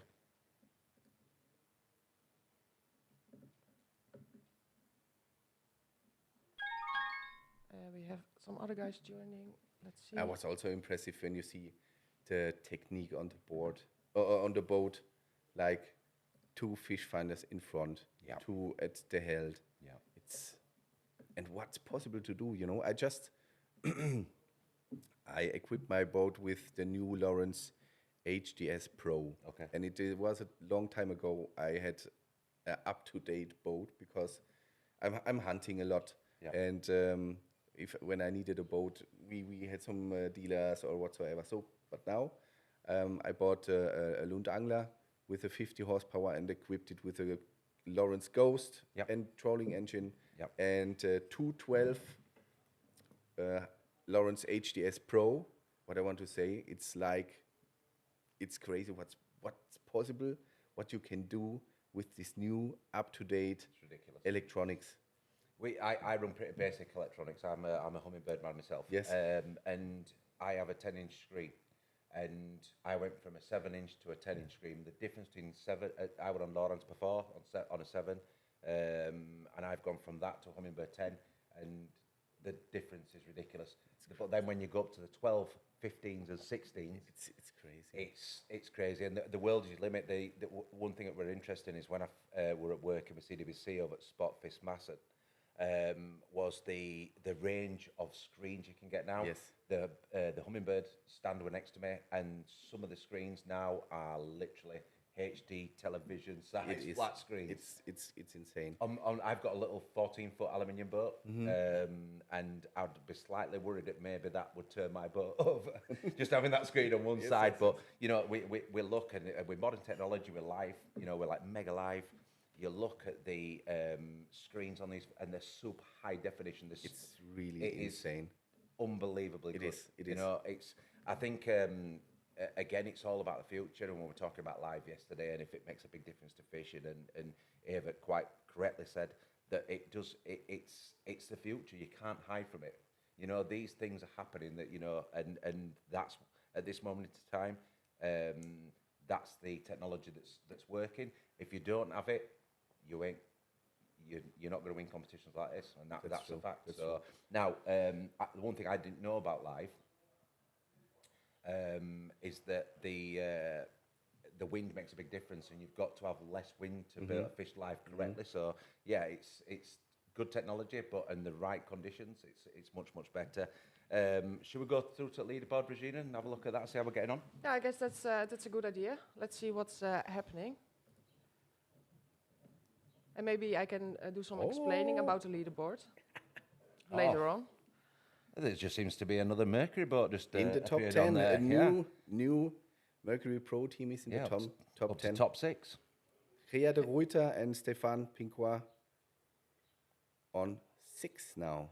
Let's have a look at their score. So it looks like they have their final perch. That was the perch they needed. I mean, exactly. They've got 44, 42 and 40, which is a good size perch. Xander could probably do with updating Xander on 55, 54 and 52. Pike, they're not too bad at this moment in time, but now they've got a full board. They automatically qualify for next year's event, so that's a good start. Let's have a look if there's anybody else. How many teams we've got now? Let's have a look. Yeah, unfortunately, I have to interrupt it again, because another fish. We have another fish for boat 118. Okay. And it looks like a big fish. I'm guessing it's another Xander, because them guys have been on Xander all morning. Let's have a look. Is it another Xander, Regina? I can't see yet. It's still in the net. Okay.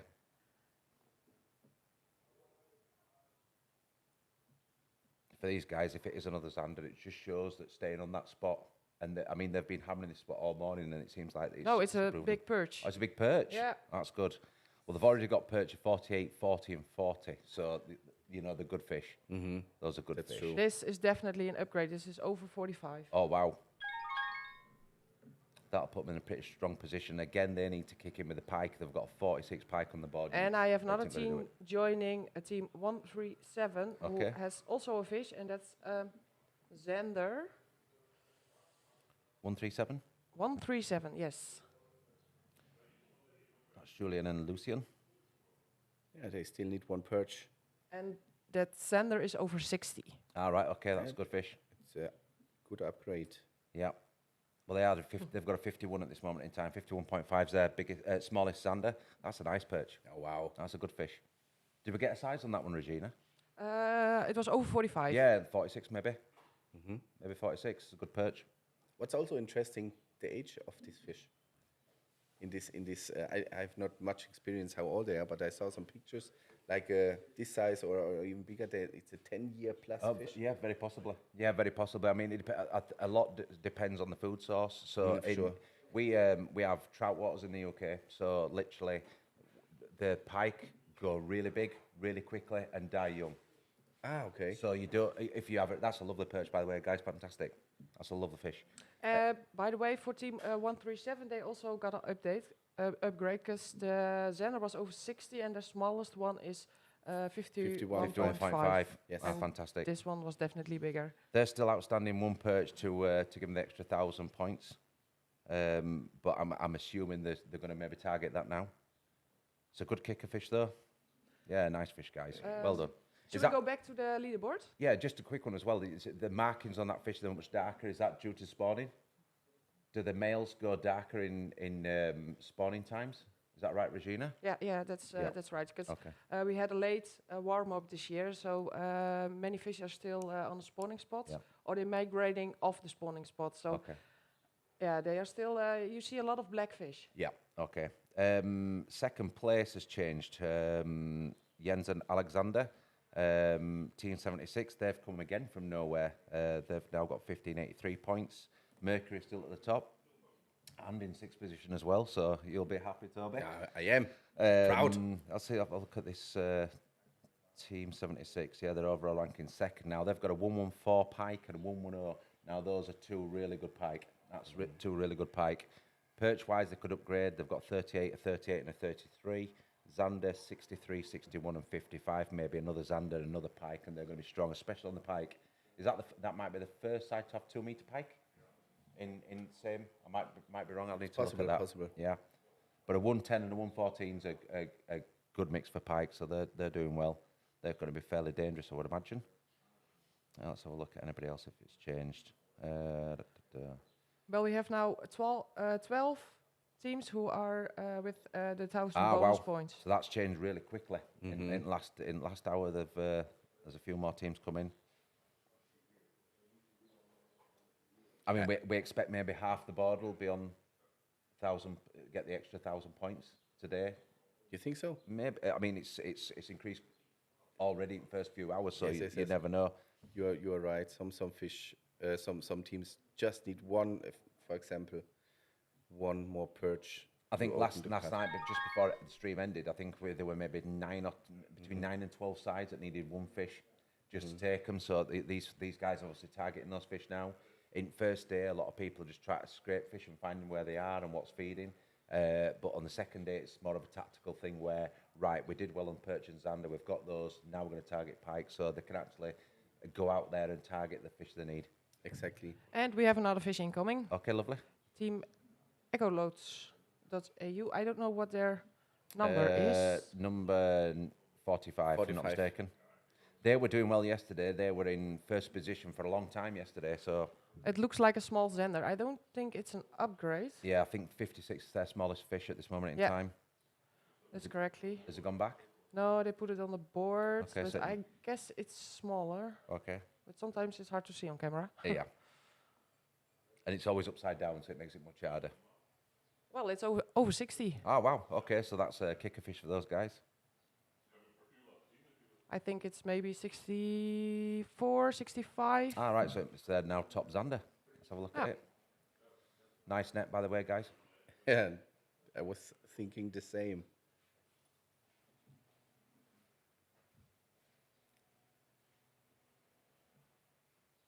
Let's have a look.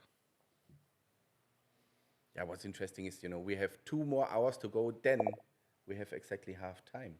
Yes. Then we still have 1.5 days to go, know. A long, long way to go. Exactly. So I'm sure we, as you mentioned, we will have a lot of teams who are opening the card, the full card. Yeah, that looks 64, that to me. 64, 65, 64, maybe. Well, it's back in the water. They're out So again. that's another good fish for them guys. Another Merc engine up back of there as well, so Pro Access on the back of there. So. Yes. Let's have a look. It's really great when they going out here, out of the harbor, and it's like they go one step up, not go into... Yeah. They immediately in plane and seems to fly. Just one thing when we'll go back to Merc engines now. And I don't know if it's a big thing in Germany, is it in UK? We've just changed fuel from what we call E5 to E10 and E10 to E5. Has there been a change in fuel, and what's the thoughts on that regarding Merc engines? I remember it was brought out about, I don't know, maybe 18 months ago in the UK where we changed the octane. Mm-hmm. And what's the preferred fuel for the Merc engines? Have they got a specific fuel? That's a very good question. It's very technical also. Yeah, maybe a bit too technical for people. Yes. But it's we so in our regions we have a really good quality of fuel. Okay. Which you can also, I'm not 100% sure, but it's also working with E10. Yeah. But normally we take the normal regular super. Okay. With how much has it? 92? Yeah, I think what happened at UK is I'm sure someone said to me you shouldn't be using really high octane fuel. This is what I was told. If I might be incorrect here. You shouldn't be using the super unleaded. A standard unleaded fuel is better for your engine. The thing is, in my own mind, is these engines are, they're compared to a car. The injector systems and stuff on these engines are much smaller than cars. So, in my own mind, high octane is better. It's a thinner grade of I tried fuel, to check it on the. if I'm not mistaken. I mean, this is technically geeky, boys. Yeah, girls out sure, there. sure. So I do apologise for dragging it down, but these are things that while you've got some from Mercury, you might as well ask a question. I cannot find it. So I cannot find it. I would use the regular super and yes, ladies, for sure. absolutely Then you fine. As are long on as the you're safe using- side. That should be absolutely fine. You know, if you are maybe in a country where the gas quality is not that good, I don't would go with the E10 or something like Okay. this. What about servicing on Merc engines? Is it what's the regular service supposed to be? Does it go on hours or does it go on It's a both. time scale? It's both. Okay. It's both. You have I don't know. It depends on certain hours or after 1 year. Yeah. You visit your local Mercury dealer. Yeah. And if you do this on a regular basis, you have a 5-year warranty on the engines. Okay, that's a big thing where people buy an engine, run it, not service it correctly, and I've been guilty of that in the past where I like to play with engines. You know, I like to do my own servicing. You know, it's or I should say my father-in-law has done most of my servicing on my engines, and if you stick with the dealer, you get this dealer stamps in the book, so it's really important you do that to keep the warranty. Exactly. So Yes. if you have a problem, We have it also in online in a system. Right, if you okay. buy your engine in another part of the country and you go to other Mercury official Mercury dealer, you can exactly see what happened with this engine. Is it serviced correctly? You can see a lot of things. And there's a lot of electronics in the Mercury, so you can plug it into a computer and Exactly, they can do yes. downloads and stuff. Exactly, I know yes. on the engine I run that you get like an interface you can plug into your computer. You can read all information on it and stuff. Not that I've ever done it. Also that you can integrate it with the finders. So Hummingbird, if you can now have a connection between your Hummingbird and a Mercury engine. We have some links Okay. that all other brands are working with it too. Have we And, got another fish there, Regina? Well, I have them on screen right now. I think they had a big follower because he was turning 8 in the water. Right, so I okay. think it was Maybe pike. only a follower. So the first inspection should be done after 100 hours Okay. or 1 year. Whichever comes first. Exactly, yes. And what's the running in period for one? Because I know that when I've bought a new engine before, you've got to run it for, is it 20 hours? Exactly, yes. Without wide open throttle, which is really hard to do. As anybody who true, owns it's a true. brand new engine knows is- that it is true, that's a yes. long time. Yes. That's a long time. Yeah, you want to do it. He's But got with it, he's got it. Oh, he's got the fish have to it? come back. We can actually see it now live where he's actually Oh, it's fishing the other team. I have 2 teams Ah, on wow. board. But it's He followed yeah, I right think next to the boat. Okay. Chat a bit again. it's a pike. Okay. It's not a big one, and I have another fish incoming. So, Toby, How is it possible that every I know. time there is a fish, there is another one incoming Actually, too? Toby, if we watch this now, we're going to see that fish being caught because Regina's already seen it. So it's these guys on the right-hand side now who's fishing. And it is team 1, I have to say it correctly, 134. Okay. And I have another fish on now. there you That's go. a Zender. That There you is a 137. One, There's three. 134 with a pike Small and pike. 137 with a Zender. So that's Team Lund, who we've got in this afternoon. Mm-hmm. Right, okay. Well, at the moment, they've no pike, so this is definitely a nice start fish for them. They've got a 41 perch, 61 and a 46 zander. So, yeah, it's nice to see them guys getting into a few fish. Again, the figure of 8, it was quite obvious that you're pike fishing. It's a big pike fishing thing. It's a figure of 8 if you do get follows.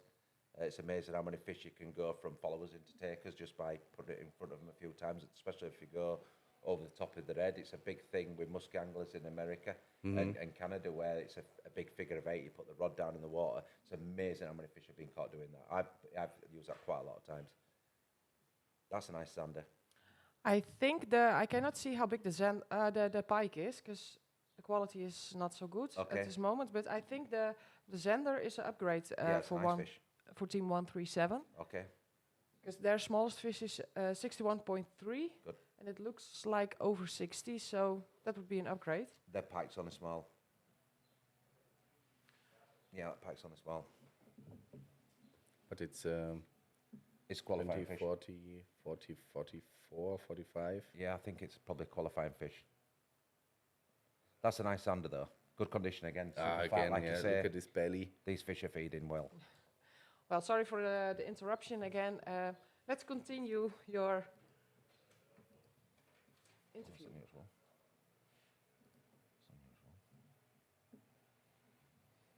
Yes, the engines are so super modern. You have to have, especially on the big horsepower, you have to have official Mercury dealer who have the needed software for the engines. Yeah, and I suppose super they can do important. little tweaks on there if you can how much can you actually adjust by computers? You know, can you go in there and change the parameters of that engine to do something slightly differently, or is literally from factory? From leave it, factory, it no, is- no, no. it's set? There's because we have a warranty, and we cannot do something on the. Okay, as soon as you do that, Yeah, it's void. it's stock. Okay. So you cannot program it a little higher, a little less here. RPM, no. They, That's not possible. Do you do repair and maintenance contracts on engines as well? Again, I don't understand. So, in the UK, if you buy because I sell trucks for a living, if you buy a truck, you can get what they call a repair and maintenance contract. So, in other words, if you buy the truck, if you want to take it into your main dealers, you pay that little bit more for your engine, but then you know that every time it's due its service. Not from Mercury directly. Maybe some dealers From are a dealer offering itself, they might offer this something. service. Yeah. But not directly from Mercury. I think it's maybe something for the future, because at the end of the day, if A service contract. Yeah, because at the end of the day, if you want to get, it's really important that the dealers get the engines back.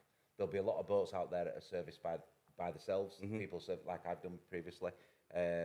But to get the people coming back into the dealers, which is really important, the mechanics and stuff like that, to keep these dealerships going. It's okay selling the engines, but if you're not maintaining those engines, you're losing a part of the profit of the bit. Do you know, as a, Yes, as a I know group. what you mean. We have another fish. Yeah, we have another fish for boat 118. Wow. I Zander? think, yeah, it's a Zander again. Yeah. For as far as I can see almost at this telepathic. moment. So, Team 118 have been on the Zander all morning. So, they've got a 69, a 67, and a 64. So, let's see what this one is. Or maybe it's a perch. I can. It's hard to see from this picture. It's staying No, deep. it's a Zander. Yeah, It's it's staying definitely deep, it a looks, but Zander. it's Zandery. Zandery. I or don't something. think it's an upgrade because No, it he's don't look going big. right Yeah, that don't look big enough. back, I guess. Again, no, we've no. had another spell. We've had another spell of fish Yeah, they put it right back. straight away. Yeah. So that must have been smaller than their 64. It looks 50 plus, maybe not 60. But the guys are on. Those guys are on the Zander. Yes. And obviously, they're putting their time and effort into it. So it's interesting. I've got a funny feeling about that team. They're catching so many Zander at this moment in time. It's only a matter of time before they get an upgrade on there. But again, first we will and see. sixth position for Mercury. They're doing pretty well at this moment in time. You must be happy. I am. We had a similar position yesterday when we had Minn Kota in yesterday, and theirs were doing exactly the same. It were coming forward. There's something in my ears. Yeah, you can Phone call. Okay. Okay. ignore it. Okay. What I also really like, in between all the teams, there are really real friendships. You know, okay, it's a competition, and you don't have to tell which lure you are using or where you are going to fish. But in the evening, we sit together, having a beer, having a nice small talk, and it's real friendship. I mean, this is tournament fishing. So these guys will compete against each other, not only on a yearly basis, but these guys will go from this competition to another competition Exactly, to yes. another competition. Especially the top teams, you look at some of these rigs that these guys are running. Oh, yeah. The cars are as good as the boats and as good as their engines. There's a lot of money and investment. A lot of these guys are fully sponsored anglers, so Yes, they yes. you know they will get a lot of this stuff given, but there's no such thing as given. You know, you might get something, but you've got to give a little bit back. Yes. As pro staff do, but the investment in time and effort and miles and sleeping rough and Exactly. to do it. Exactly. I don't think people probably look at tournament anglers and think, oh, That's true. Yeah. But what I really like is, okay, it's the biggest predator lure fishing boat fishing event in Europe, and but nevertheless, you also have the, the best or the best possible surrounding countries, best predator lure fishermen here in this tournament, and it's also quite interesting to get in a competition with them as a private fishing guy, you know. Yeah. So we have really good fishermen here, which don't mean that they are always at the top at the end. Absolutely. So everybody have the chance to win the 150 Pro XS on Saturday evening. Absolutely, yeah. There'll be someone extremely happy with that prize. I'll tell you that now. I saw it the other day, and it's an amazing engine. The interesting thing for me is that we're talking, like we're saying about the being pro staff and stuff like that. There is a lot of sponsored teams in here, but there's also a lot of sides that are not sponsored anglers. You know, they might fish for teams, but they're not an actual sponsored for the event, and they've got every single chance of doing exactly the same as these guys. A lot of them are running very similar technology, very similar boats, but it's their own personal gear. They might not want to be attached to a brand. But what was really impressive, I don't want to, sorry that I interrupt, but there was a tournament, WPC, 2-3 years ago. There was these guys coming from Czech Republic with a rented boat. Okay, which is... Like it was, you know, it was a rented boat, not the biggest, not the fastest, not the best electronics on it, and from Czech Republic. And at the end, they won. They won a bass boat. Wow. A nitro from sponsored from Mercury Marine and Rheinland Boote. They went home with a superb tournament boat. Wow. So that's what I want to put in. That everything is possible, you know. Listen, 0 to hero. We discussed this yesterday. Yes. So one of the sides that's on here that's got no points at this moment in time could win this competition. Tomorrow night they could literally go out there with that engine and they could do it. And a good thing is about here as well, because a lot of people fish this area, is that your locals who fish on a regular basis have got a bigger advantage than any of these guys travelling from other countries. I think, did we work out yesterday, Regina, how many countries were involved? There's 12 or 13 countries involved? It's a lot, but I'm gonna ask Evert. He's I'm sure. I think he's around here, so I can ask him. I mean, that's an enormous amount of time and dedication to travel from Ireland. Absolutely. From Ireland, from Czech Republic. Zimbabwe. Yes, from France. Yeah. Belgium, Netherlands, Switzerland, Austria, Czech Republic, Poland. Yes, it's Polish. Latvia. So it's crazy amount, and that's a lot of travel and time and dedication to be able to come here and do this and to have a chance of winning it. But if you're not in it, you're never going to win it. So you know it's a big thing. And these guys are dedicated. These guys are really dedicated. Yes. The tournament angling is not my thing, but only because personally I'm a family man, and I've got a job to do. And I've got to pay the bills, and I've got to spend time with my family. Exactly. So it's not like it's a chore to spend time with my family, but I enjoy the time with my family. I get one day a week to go fishing, and I enjoy that day, and I make the best of that day. But these guys are not the same. These guys they go out there daily and do this, and to know that when they go on these events, they've got every chance of winning it. Learning the technology, because the big thing is now is electronics have come so far forward that it's mega important that you learn them. If you're a weekend angler like I am, and you go out on the water once a week, and you're looking at your finder, you're not learning enough. These guys will spend hours and hours and hours fine-tuning and changing settings to be able to go on the water and go, right, I know what settings I need today to go for that species of fish in these conditions with that watercolour. So the dedication is there. It's like any sort of super sport. When you're at the top of your game, you're there for a reason. You know, I'm sure someone said to me that winning competitions, stuff like this, is 90% luck and 10% skill. I don't think that's probably true.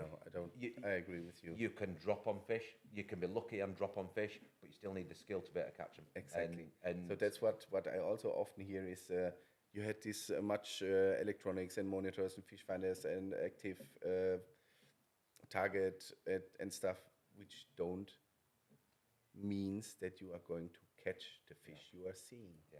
You need to know which bait I know, in which depth, Is it loud, or is it a hard bait? Is it a soft bait? There's so much things you can do wrong that this fish is not hitting this lure. So I suppose if you went back, I don't know how long fish finders have been around. I mean, proper fish finders probably around 30 years, 40 years, maybe longer than that, to be fair. I suppose if you go back now, if we travel back in time 30, 40 years ago, when we go fishing, on a day when you go fishing on a lake and you don't catch fish, and it's one of those things, you're like, they just didn't feed today, I come away. If you had that technology, go back then and look at it and you think to yourself, I were in the wrong area, you'd be able to find out, A, if you're in the wrong area, where the fish were based, were they following your lures, were I doing something incorrect? And the old school mentality will say it's more to do with watercraft. In other words, knowing the waters and how those waters work that catch your fish. And in theory, in the good old days, you're probably correct. But now we can actually physically see your reaction to a lure. Like I said, I mentioned it yesterday in yesterday's stream. I've been talking to Pierre, and he's just put Mega Live on his boat. It went a little bit. We have a live catch. Okay. We have a live bait. It's a team 11. Okay. Let's have a look. It's a pike. It's not a very big one, but let's see. What does team 11 need? They've got pike of 81, 73, and 70. So. Oh, this one is probably a 60. So I think they're gonna unhook it besides the boat, and then it's go back. Their biggest thing is they need to get onto perch, because they need one more perch to take them up the board, and to get the extra 1,000 points, qualify them for next year. So they need to crack on. It's a fish on. Yeah. Johannes has a fish on. Yeah, live. Yeah. You're watching it exactly later than me. So we have a little bit of a delay. Yeah. But we're again, watching it the was, same it thing. was nice for me. It's nice to That see looks your bigger than- reaction. That looks bigger than 70. Yeah, for me too, yes. Johannes Gasser, Lake of Constance, South Germany. Well, yeah, Is that Mirius Mouse he's using? it looks like it. He's putting it back in the waters right now. Okay. So they didn't put it on the board, so I guess it's a smaller one. Nice to Oh, see him using they're some saying something. top quality lures as well. So yes, we were talking about Pierre and the reaction of fish, and the one thing he said to me is that we do fish far too slowly. In two ways, we fish lures far too slowly. Really? Yeah, we when I were over with Pierre, we were using Mirius Mouse and guppies, and he says before then, he says, really slow. You speak to Stefan, really slow. Yeah. He said, and Pierre said, now the first lure I put on is a guppy, and I fish it really quickly. And he says until you use a live system, you don't realise the reaction and how many fish follow you. You go over to Ireland now, and he says, I put on a guppy and boop, boop, boop, boop, boop, whack. Wow. And he says a lot of the times they will follow and then back off. Yes. Follow. Yeah, the average meaning is that give the pike time to follow. Listen, I've always thought of it that if you were a pike, you always try and put yourself in the position of the fish. I think any good angler will do that. If you're looking up and you're seeing a meal going past you, and you're looking and thinking, ooh, I'm not that hungry, but maybe it's slow and it's there, I'm going to go and have a go at it. If you're going on an actively feed, so that's an unactive fish. It's a fish that's not feeding, but you may be able to tempt it with a slow retrieve, and it goes over the top of the head, and they're thinking, I might take that. An actively hunting fish that's actually feeding, no matter what speed you do it, it will take it. Yes. So it's, in a way, that works. Another thing it did say to me, which was really interesting, is that, when you're doing any sort of vertical jigging, say you've casted a jig head and you're vertically jigging and you're bringing a lure back, it says when you lift it a centimetre, your rod, and you think your lure's doing a centimetre, it goes, it might be doing a foot. Mm-hmm. It says, so really, really small. It says, again, you don't realise it until you use active, to use live, and you can actually physically see your jig head. So, it says it's changed the way he now vertically jigs. Mm-hmm. So people are learning new stuff just from seeing what happens in reality. It's brilliant. Some of the footage at the moment, if you look on YouTube and you see some of the footage, it's scarily good. It's going to be a while before I put any of that technology on my boat. In fact, I have just standard side scan, down scan. But you know, in the future, I'm sure I will move on to that technology. It's well, That's interesting. it's- You know, it's you're doing phenomenal. this now also for a couple of years, and all of a sudden you see. Yeah, it's something new, and trust me, things. when life becomes a standard thing on most finders, there'll be the next thing, and I don't know what that next thing's going to be. I don't know how much further That's you can really take true. it, because no matter what anybody says, technology can only go so far before it becomes impossible. But if you go back, if me and you are having a beer 10 years ago, and someone showed you live, you'd think it were a computer game. Yes. You wouldn't think it were real. No, that'll Totally never agree. happen. It's ridiculous. It is. It is. Have you got any more fish, Regina? Not at this moment, but we can check the leaderboard. Yeah, let's have a quick look now, see if If there's you been any upgrades. Let's see how many sides we've got. Which is an upgrade. Yeah, so we've now got 13 sides that have qualified with the extra 1,000 points, which is an upgrade from this morning. I think there were 7 this morning, so we've nearly doubled that already. And what are we now? We're 10:30. So we're not nowhere near halfway through. Well, I want to mention to the viewers, you can download the PredatorTour app. It's for free. You can download it from the Play Store or the Google, the iStore, I guess. I don't know what it's for Apple. Yeah. You can download it, and then you go to the homepage, and you go to leaderboard, and you can watch and follow the competition live. You always have to push the refresh button on the right-hand corner, because otherwise, that way you're always up to date with the latest intel. I want to tell you something about the scoring, because sometimes people think I go all the way back now. Let's see. Yeah, here we have some teams with no points, but they do have fish. Well, that's not because the app is not working. It's because you need to fill up the pikes first before the points for the Zander counts, and you need to fill up the Zanders first before the points of the perch count. We've actually got quite a few sides down there at missing pike. Yeah, Completely. So that's unusual. it's possible from 0 to hero. Yep. If you fill up the cards but you're missing 1 pike, you can do it in the last 5 minutes, and then you go up Absolutely. to the top. Looking If you at a have few big of fish. those. I have a very big fish incoming. There we go. Oh wow. 67, team 67. I think they were sharpshooting. I see he is. I think it's a really big fish because he's a lot. Team Garmin. That one's too. Have a look. Yeah, I'm gonna unmute Too them big so we boat. can talk to them. Very big one. Yeah, it's a very Big big one. one. You can Fine. hear them. Team 67. Daniel and John. What have we got, That's guys? a big one. I think 1 meter 10, 1 meter 20. Oh wow, good kick fish, boys. Oh, crazy. That's a good fish. Moment their smallest fish is 73. Here we go, we're live now. Oh yeah, it's a very good. It's a good one.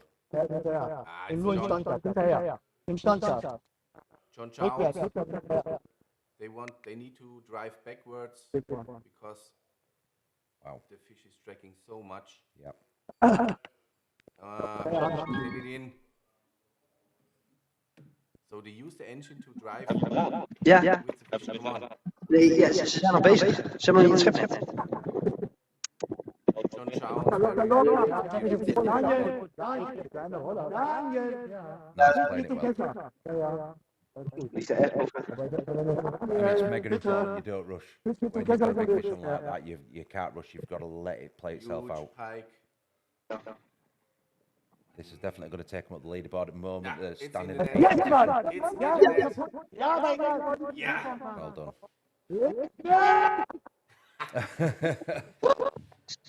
Well done, guys. Hey, let's go. Well, while we're watching that, we have also another fish incoming. We're gonna check it for a second. So the boat 6-7, Maybe 120. Daniel and John can unhook the fish, and we can see what the other team is catching, and then we can see what size this monster is. I have 115, team I think. 54 Okay. on the right side of the screen, and they also got a pike, I guess. But the fish of team 67 is really, really big.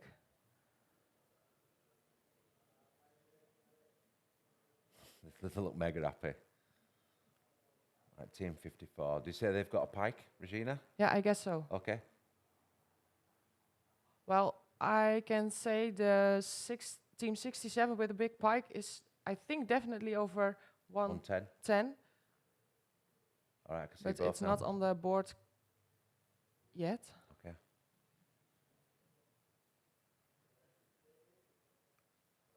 Let's see. Oh, it's a good fish. Oh, it's a good fish. This is Again, mint condition. Look at the side. Well, the fish of team 54 is, I think, also a nice fish. I don't know what they need. Let's see how big this one is. That's easily over a metre, is that fish? Easily over a metre. yes, it is. And it's in good condition. Look how deep it is Is on this side. the moment the guys see at home? Yes. Not this. The pike from team 54 is also, I think, 80, Okay. almost 80. I don't know what they need.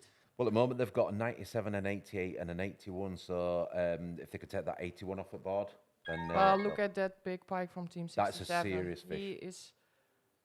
it's a very- it's a lovely long fish. They have it on the board right now, and let's see how big it is. It's 109. 109. 109. Fantastic. Congratulations, guys. That's a superb fish. Let's have a look at this one. Yeah, that looks just short of 90. This one is 109 for team 67. Okay. With a time. Yeah, of course. Yeah, look at that. Superb fish. Mint, absolute mint condition. Fin perfect. The shocking thing about looking at Maybe fish, we can talk to them. Maybe they can hear us. Let's see if I see can. that in its stomach as well. It looks like it's got a bait in its stomach. Team 67, can you hear us? Yeah. Congrats with your super nice fish. It's a really big upgrade for you guys. Yes. Lovely fish, guys. Well done. Well, you're Talk to on them now. place 8 right now. They Maybe want me tonight. Yes, that's Cobra. Johnny, geiler Job, gut gemacht, Junge. Weiter so. congrats, you That's guys. a nice fish. Wow. Yeah, Thank you superb. very much. Everybody's happy on the boat. Yeah, no Nice. wonder. Also auf 4 Meter Pelagic. That's a lovely fish. Well done, guys. Deep pelagic fishing for big pikes. On 4 meters on pelagic style. Wow. Gut gemacht, weiter so, Jungs. Auf geht's. Ja, so den vor Good luck. That's a superb fish. So we're back with you guys. Yeah. Oh, I have another big fish incoming. Okay, let's see what this is. It's team 13. Hello, team 13. Can you hear me? 1 meter 1. 1 meter 1. Yes. Perfect. I can Great. do Frans. I think the bikes are on fire at this moment. Release. Big one. And the 101 for team 13 is going back right now. Well, Team 13 already at the top of the board. So they're upgrading. I put up the leaderboard. Let's see. I think That's a nice fish. some of the fish will be already in the system right Wow. now, so we can check it That's on a the fun leaderboard. voice. The brothers again. Yes. This is the picture they can see now at home, or yours. They see. We are too late. Yeah. That's fantastic fish. So they've already had a 116, a 101, and that was what size, Regina? 113, did you say? What just put back? The previous big pike was 1.9. No, this one is 101. Okay. Okay. It's again an upgrade for Yeah. Team 13. Yeah, they're doing well. Wow, 116, 101, and the last one was 80 and a half. This one Now was they had a 101 again. That's 3 big fish. 3 meter fish. That's Awesome. Yeah. This is so. And the thing is as well, they've also got really nice perch. They've got a 48, a 49, and a 42. So they're going to be a serious threat. Would you think they'd expect to go maybe start targeting Zander now? Try and upgrade Good those question. Zander? Good question. I think they're. What would you do, Toby? Good question. Really good question. I think I would go for the bigger Sanders. Okay. Okay. Go for bigger zander now. The pikes is I think it's hard to I don't think them, you know. Yeah, I think the pinnacle is going to be 3 meter fish. Will take you. What would you do tomorrow? This evening we have. Yeah, I know. You sit here. What you are going to do? You know, the smallest perch is 42. Okay, so everything is really hard to upgrade. If I were them at the moment and looking at that, I'd go all out for zander. Yeah, me too. You know, are you going to catch 350 perch?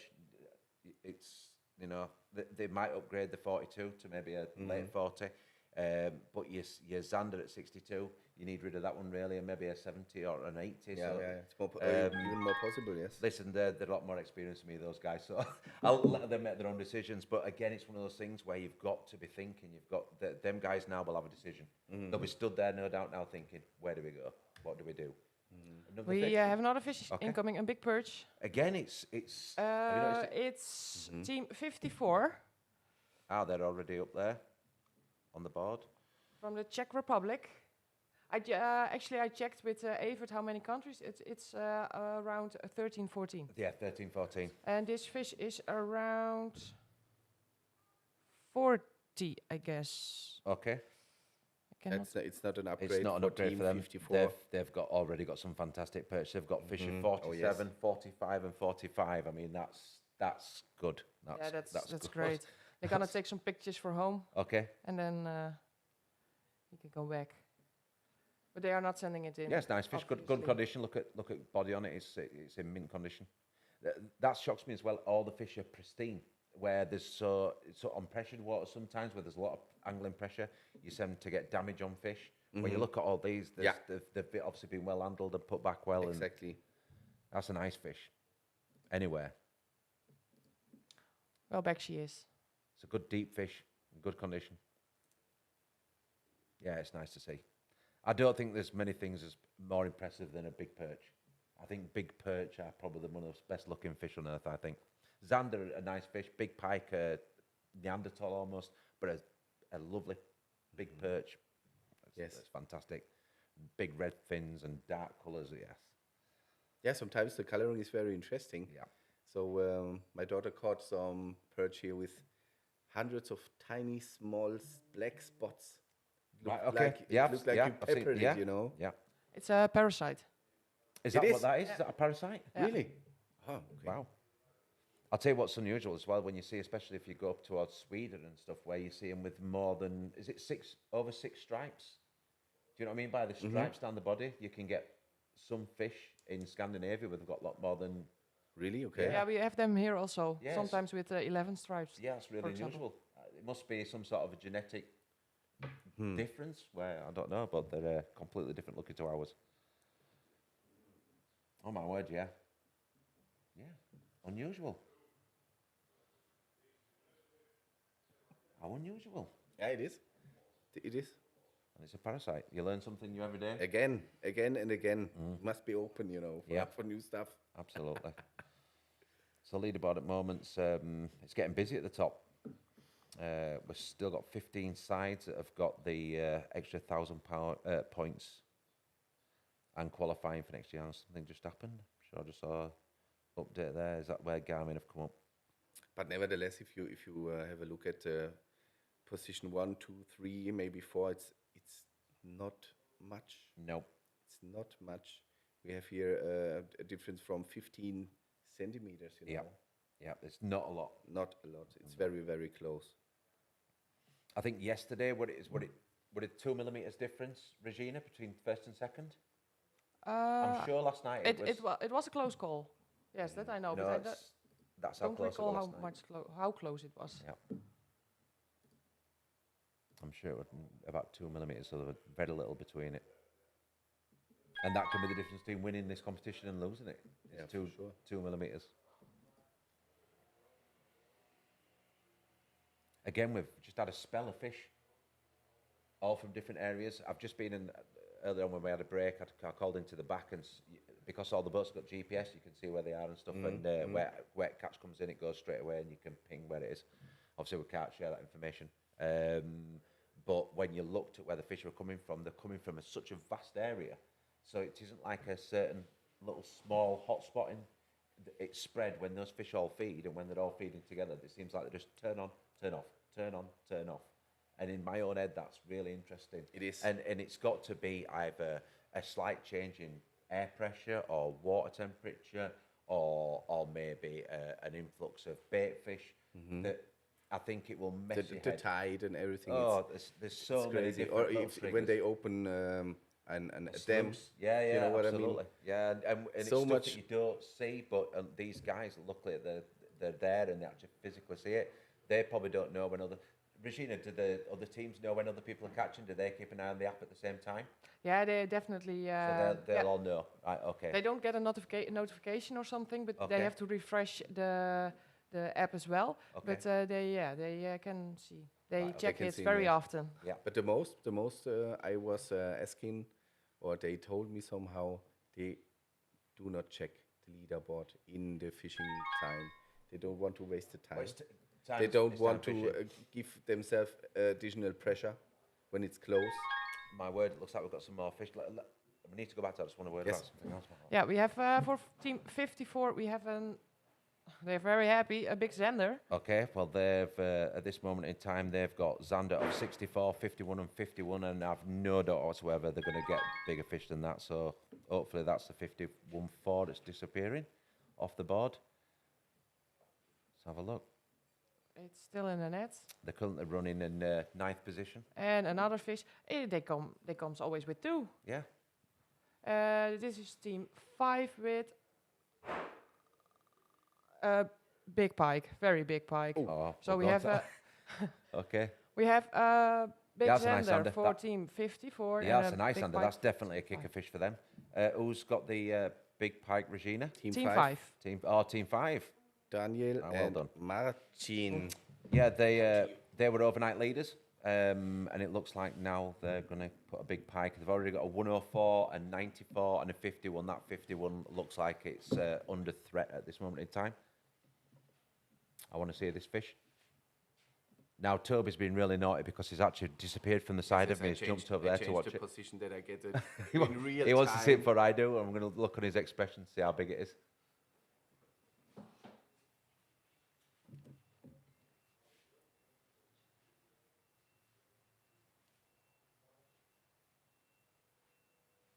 Is that the one on the left-hand screen, Regina?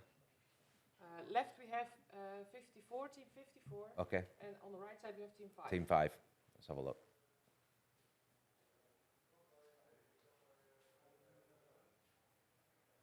Looks good. Yeah, it's massive. This is on the right side is team number 5.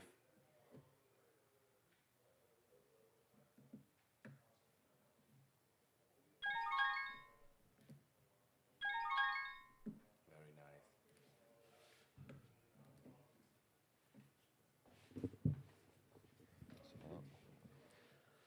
And we have, I guess, a third boat catching fish at this point. Yeah, we have team 118 also having a fish. Xander? Yes, I guess. They're not moving away from that. That's a nice Xander. That's in good condition. Yeah, awesome. Team 118. So at this moment in time, they've got 69, 67, and 64 as their top 3. Well, I'm fish. gonna put the pike on big. Oh, they moved away the camera. Let's see. We have team 54 with a big pike. We lost the connection with team 5, unfortunately. So I Okay. don't know what size it was. Team 118 has also a very nice sender. They're putting the measuring board out right now. It looks like a little bit of a Xander if you look at those 3 fish at this moment in time. The Nice fish. I couldn't see it correctly, but they're not taking the pictures. Team 118 is putting it right back, Okay, and the fish of team 54 is also back in the water. okay. So let's continue with you guys. Wow, that's a little bit of a hot spell again. We've just been talking how fish turn on and off, and at this moment in time they're on. I've no doubt we'll be interrupted again. Yeah, some nice Xander there. But for me, it looks like we don't have really a huge time gap where we don't have fish. Yeah, I mean, yesterday we were doing an interview and Ava were trying to explain the app, and literally It's crazy. every 20 seconds, Regina were putting her hand up and saying, "Well, we've got I just got a message. Boat 5, it wasn't a pike, it was an asp. Oh, really? Oh, really? Yeah, you couldn't see it because the quality of the video wasn't that great, wow. but it was an asp. It must have been a big one. Yeah, definitely. It was sure, for huge. sure. Okay. Don't Unfortunately, asp It do looked not like a count in pike, this right? competition. Yeah. You're right. That's a shame. Well, okay. So can we take a look at the leaderboard right Yeah, now? let's have a look. We now have 17 sides at this moment in time that have qualified for next year's competition with extra 1,000 bonus points. I saw I hit the refresh button and I saw something changing in the the top. screen. Let's have a Yeah. look. I forgot to refresh. It changes so quickly. Oh, man. You always have to refresh. Yeah, there has been some changes because your second side from Mercury have dropped down to 10 Yeah, to positions, 10. so someone's obviously jumped over top of them. Let's have a look, see who this is. It Team 28 that seemed to come from nowhere? Jorg and Dennis, Team 28. They must have caught something decent, or maybe they needed one kicker fish. Mm-hmm. And we have 17 teams now Yeah. with 1,000 bonus points. Yeah. Which had increased by 10, and it's 7 last night, so it's 10 today. So yeah, it's going well. But looking below, if you look at the app, you can actually see the sides with this green ticks to show that they're only maybe needing 1 or 2 fish to kick on. Yes, a lot of time it's yes, perch. yes. A lot of time it's perch. And now we see also on rank number 1, Team Mercury Roy and Jeffrey Day. Where is it? They increased, so they now almost 30 centimeters up front. Yep. I mean, 30 meters is centimeters is not less. It's not. It's still To quite to the second. Yeah. It's a good jump.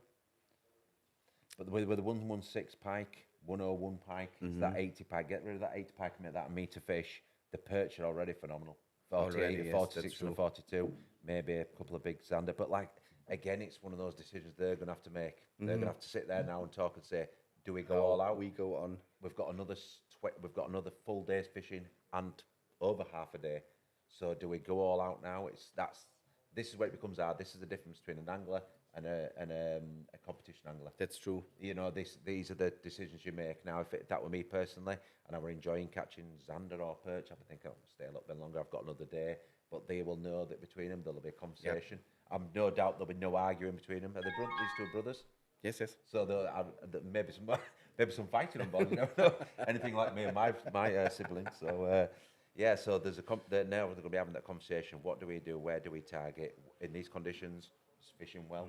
At the moment, we're on a hot spell where there's numerous fish coming out. So, But when you see the center average, I think to be that's the biggest possibility to upgrade. they need that. I think they need that one. If they pike have in a push lucky zander. punch in the centers, they are a hot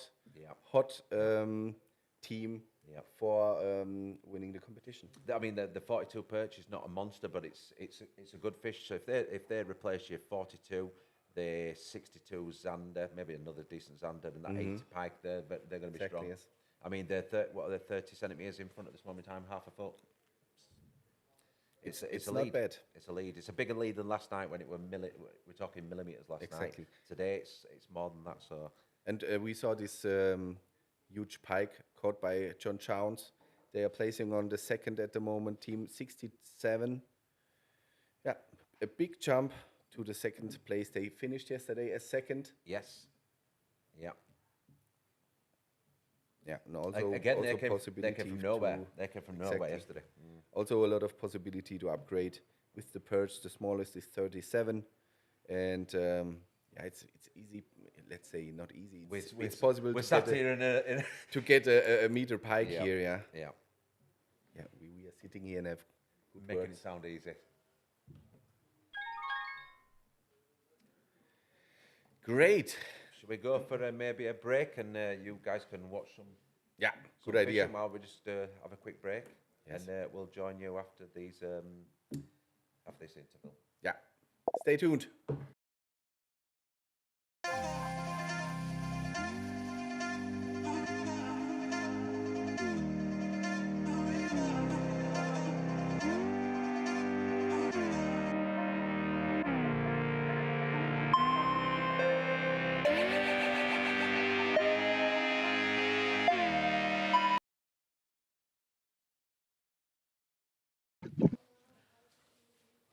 Well, we're just about to have a little break, and there's team 137 with a nice fish. I'm gonna check who it is. I think they are very happy, so I think it's a big fish.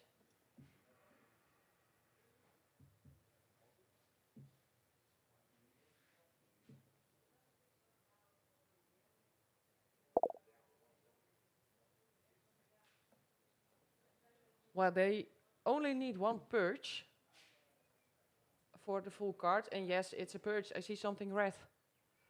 Let's see if we can contact with them. Oh, je regarde pas quand on a la perche. Hello, team 137. Hello, Julien and Lucien. Ze hebben het laatste baas van bingo. Yes, we can see they have the full card now. They are currently on place 20. Le plan is good. It's a nice one too. Very nice.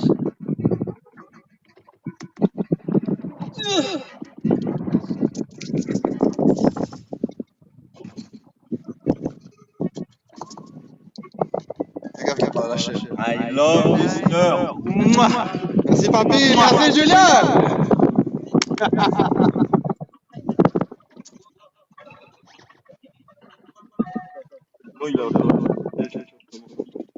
Well, let's see how big it is.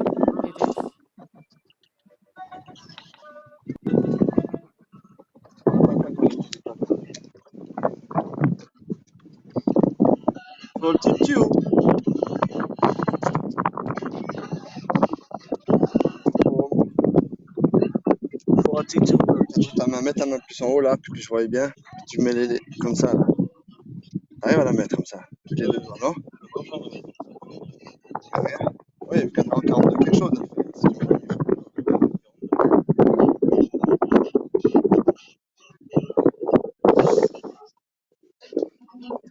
C'est chier. Tu penses que c'est bon ou pas? Je refais. Non? Ouais. I don't know this picture. On va jouer la queue.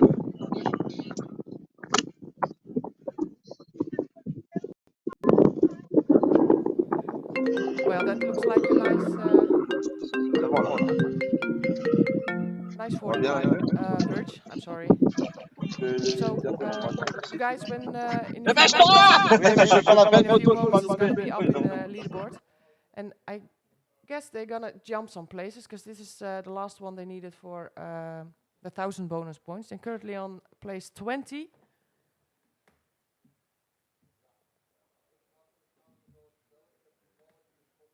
And I have a quick look to the leaderboard, and when they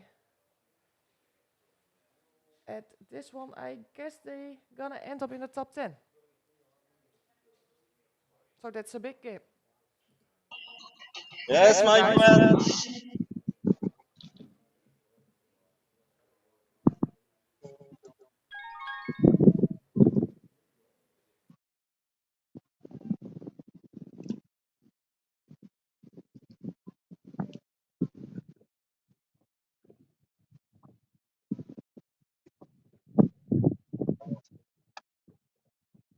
We are second!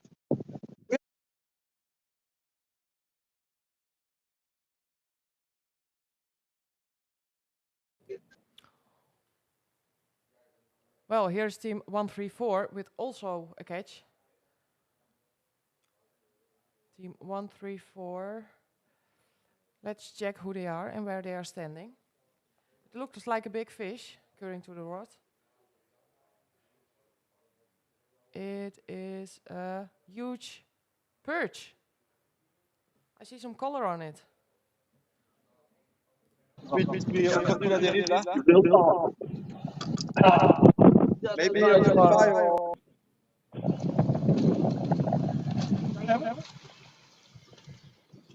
Oh, die spinnebeet is weg. took the bait. Team 134, you're live on stream now. Het ding staat rechts. Verdomme, die had ook maar.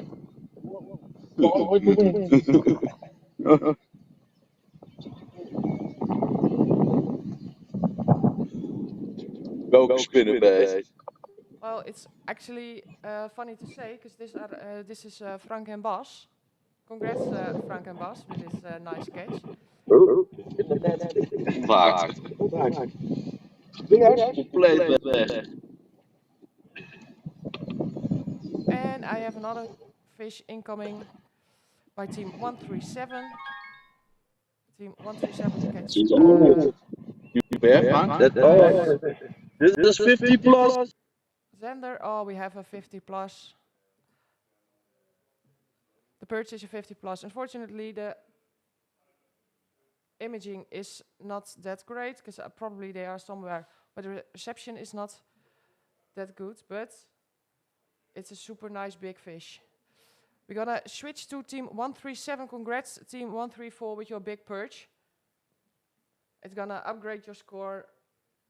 Not yet, because you don't have the pikes filled in yet. So we're gonna move to 137. Let's see. They have a very nice sender.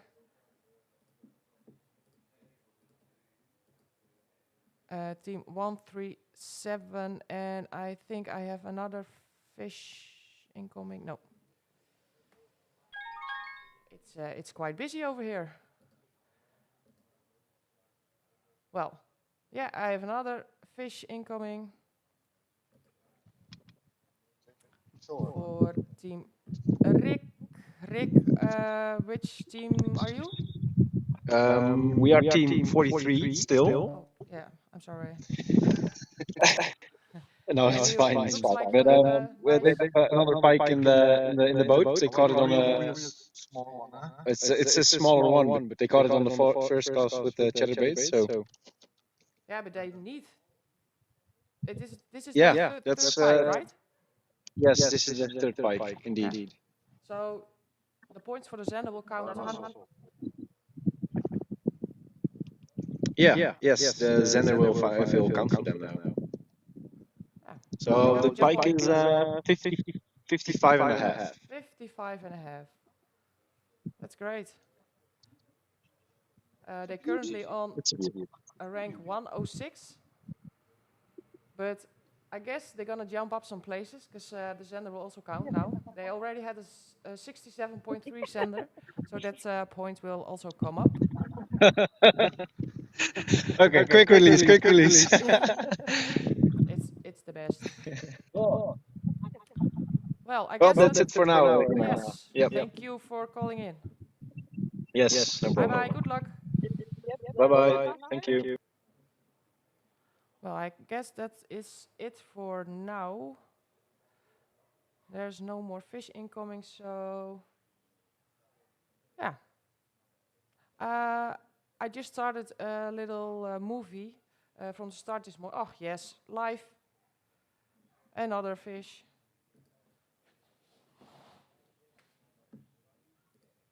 For 137, this is team 137.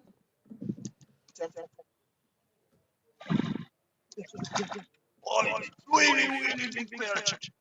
Really big perch. Ooh. I hear. Maybe Very big perch. Yeah, I can hear it. It's like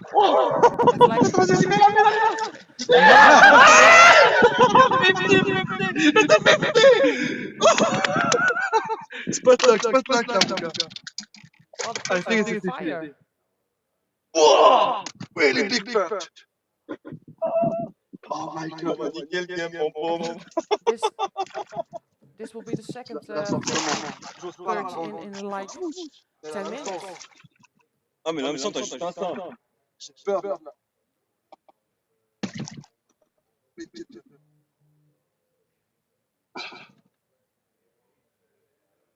Ah, il y a les têtes, belle.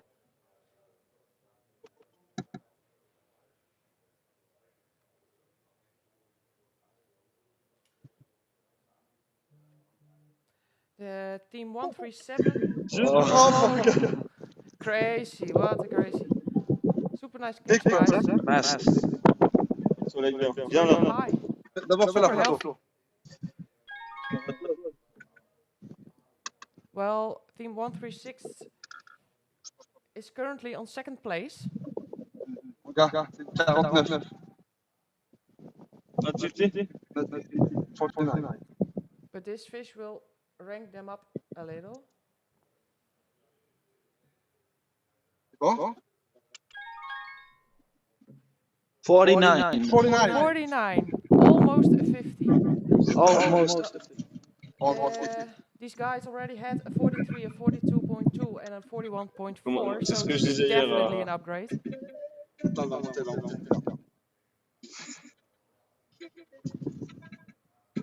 C'est bon, 0,5.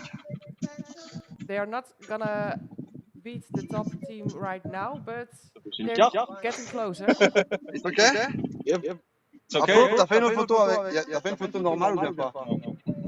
Fais une photo normale.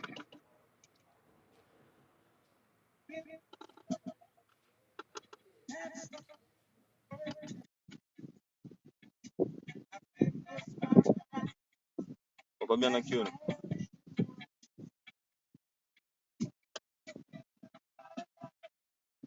C'est bon? Ouais. C'est moi qui l'ai approuvé. Yes, release. Yes? Yes.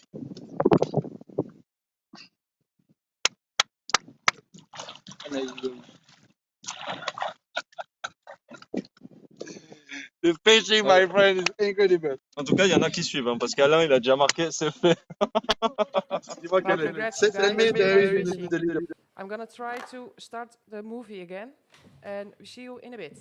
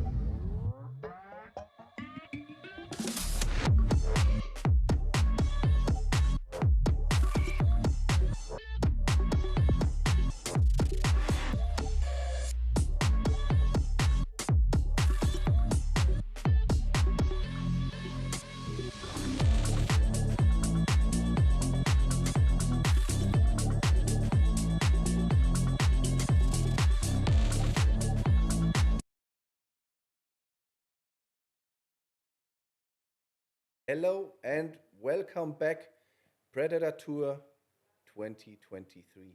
I just heard that a couple hundreds of you sitting out there and watching us. That's really awesome at this time of the day. One thing I want to tell you guys again. So download the Predator Tour app. Then you have the live leaderboard. What my mistake was, don't forget to push the refresh button. Then you are up to date who is on which place, and by tapping on the team you can see how much fish and how long are the fish and how about the points. So what we just realized, we broke the 20 team mark who are over 1,000 points. Yeah. Which is really awesome. And while we were away, Regina was just here, and she said that the fish were just coming thick and fast. So that leaderboard changes every second. So it's always worth refreshing. When, like I say, you might just see me on my phone, constantly pressing the button. We're just pressing refresh constantly because it's changing all the time. It's true. Currently, still the leaders with 1,635 points. It's Mercury. Yeah. Which is good. The two brothers. The Van Woesik brothers, Roy and Jeffrey, are doing an outstanding job. But as you see on the second place, it's getting changed. close. Yeah. They come close and close and closer. Yeah. Yeah, when you had the break, they had the 49.2 perch. That's good. Good fish. Very good, yes. Oh, sorry, we're at the 49? The current second place right, had the 49.2 perch when you guys had a little break. Yeah. And they've already got fish of 43 and 42, so they're in a quite commanding position there on the perch side. They need a kicker. They need maybe a couple of kicker pike. I would imagine they've got a 78 pike on there. Xander coming up to 70s, so they're okay. But yeah, they're looking quite strong on the perch side. They're looking quite strong. I'm assuming that the only thing that'll move now, the top sides will literally just be kickers now. It'll just be picking off individual smaller fish and saying, right, we need just one more fish of this size just to take us up the board, and then we can maybe concentrate on another species just to keep on, moving up the board and keeping a position. Have you had a phone call from any of the guys, and do they speak to you on a regular basis? That do they ask you advice on anything, or do they just say, let us do the fishing, you just supply the fantastic engines? What we have in our Mercury Pro team, and I really like this, we have our own group. Okay.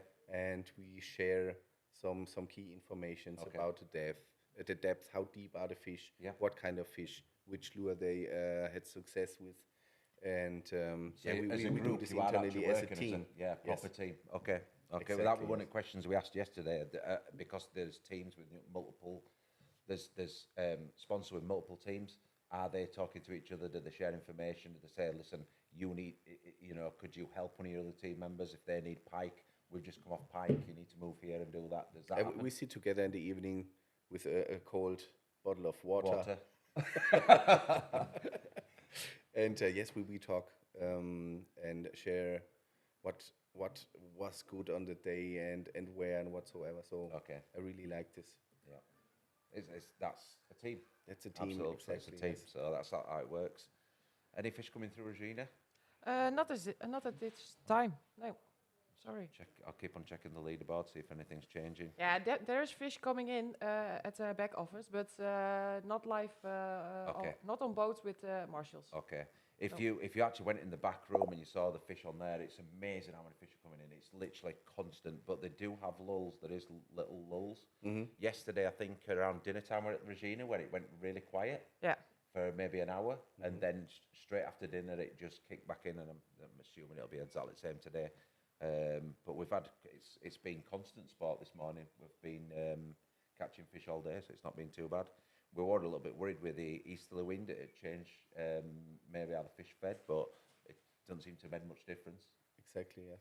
And the temperature's warmer than yesterday, so that's not made much difference. And it will increase tomorrow again by 1 or 2 degrees, right? Maybe up to 30 degrees tomorrow. Wow. It's not fun.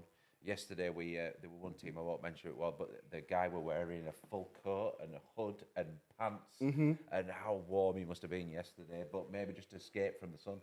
That's possible. It'll have been very, very warm, but I mean, me and Regina were in here all day, and we were sweltering, weren't we, Regina? Yeah, it was very hot. It was very, very warm in here yesterday, so it can only be worse out there. That's true. On the third place, John Jones, Daniel Wendt, Team Garmin.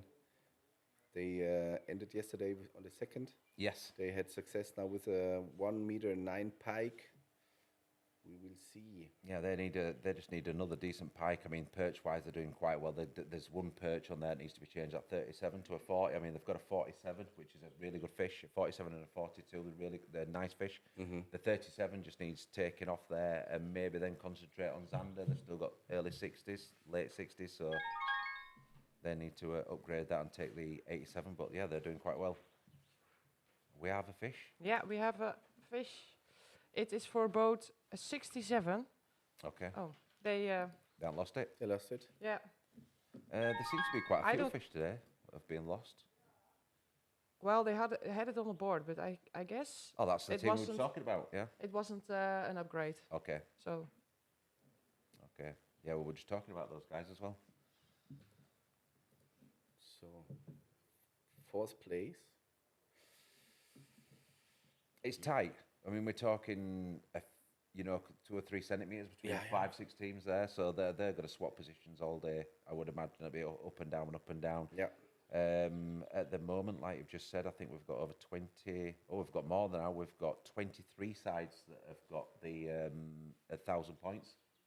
So even in the last 5 minutes, 23. Changed. Yes, 23 now. I've just done an upgrade. I've just done refresh, and it's 23 sides now. I've got over 1,000 points. So congratulations to that. That's 23 sides that have already qualified for next year's competition. Team 11 LMAB have been sat there now for quite some time. Just they're outstanding now because they seem to have been sat just on the edge. They need one perch. They've had a 48 perch, which is a nice fish. The 39, they need that one perch. Yes. It's one of those sides that just it's one perch away from being up there. I've no doubt they'll get that today. And I imagine you are on this boat and need one perch. Yes. And you're going after it for 1 hour, for 2, for 3. I was talking to teams, they were after a perch for 5 hours, one perch. Well, Team 5 were quite interesting yesterday. They're not one of the sponsor sides, if I'm not mistaken. They're currently lying in, let's have a look, 11th position. Yesterday, they needed a perch. They were actually the top of the board this morning. They were the leaders. And that team, literally, for 3/4 of the day, needed a perch. They'd done really well at morning. They'd caught the pike and they caught the zander and they caught a couple of perch. That one perch, and me and Regina were almost like willing them on gun. Just go get that one fish. And literally, right at the end of the day, they caught that one perch and took them straight to top of leaderboard. And it happened so quickly. And there's numerous sides on there now that could actually do one fish and take them straight up the board. So there's quite a few dangerous sides there. So yeah, 23 sides already. Yeah, come on, let's have again a look at this. If they get an upgrade like 50 centimeters on a pike, which is possible, Yeah, they're jumping in the top 3. absolutely. It changes in a second. Mm-hmm. Changes in a second. But Mercury at the moment have got a nice little lead. It's a nice little Team Mercury at the top. They've got a nice little lead over this 137, which is in position 2. They've got a nice little lead. That's a nice little buffer. Yeah. Again, let's have a look at them. They've got 3 really nice perch, 48, 46 and a 42. But they need that extra pike. An 80 is not big enough, I want to thought, Exactly, to keep up there. And maybe then concentrate on zander. Zander have been coming out today. There's been plenty of zander caught, so I can't imagine that being an issue for them. Maybe they're just trying for that one last perch before they go. I'm not sure. Tomorrow I would go for the Zander all out. Yeah, zander or big pike. Yeah. All in. I mean, a 116 is a superb fish, and a course. 101's a good fish for this competition. But that 80 needs to be wiped out. They need to sort that out. The brothers in arms, they will have to kick on. What else we got? Any more changes?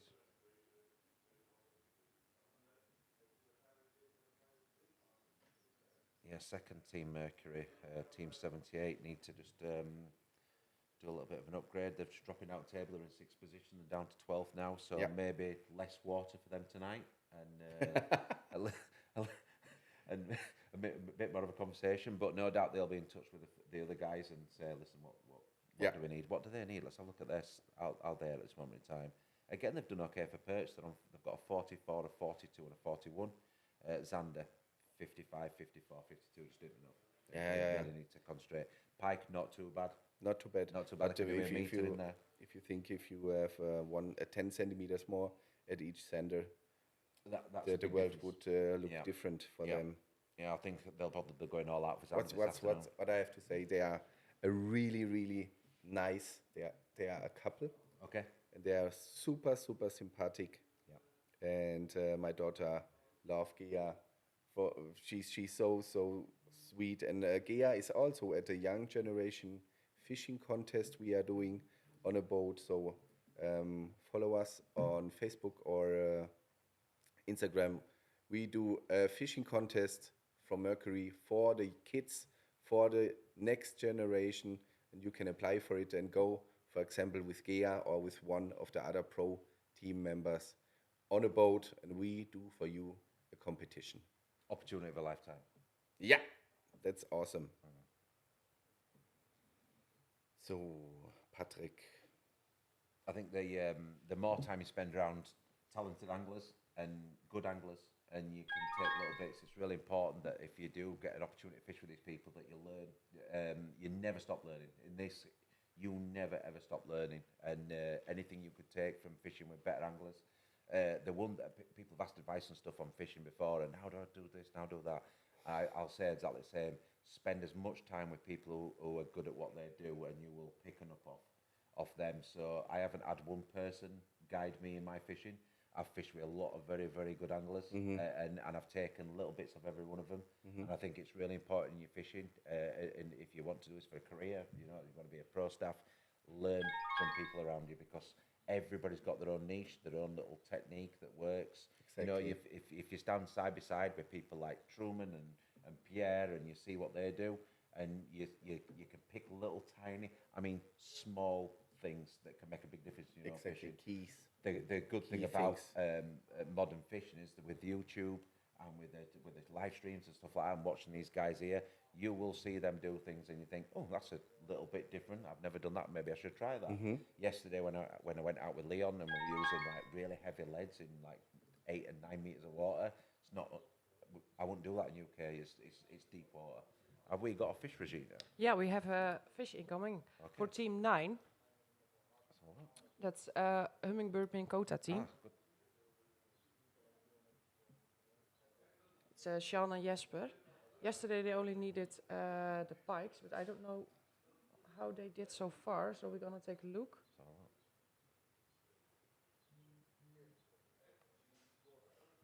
Team 9 up.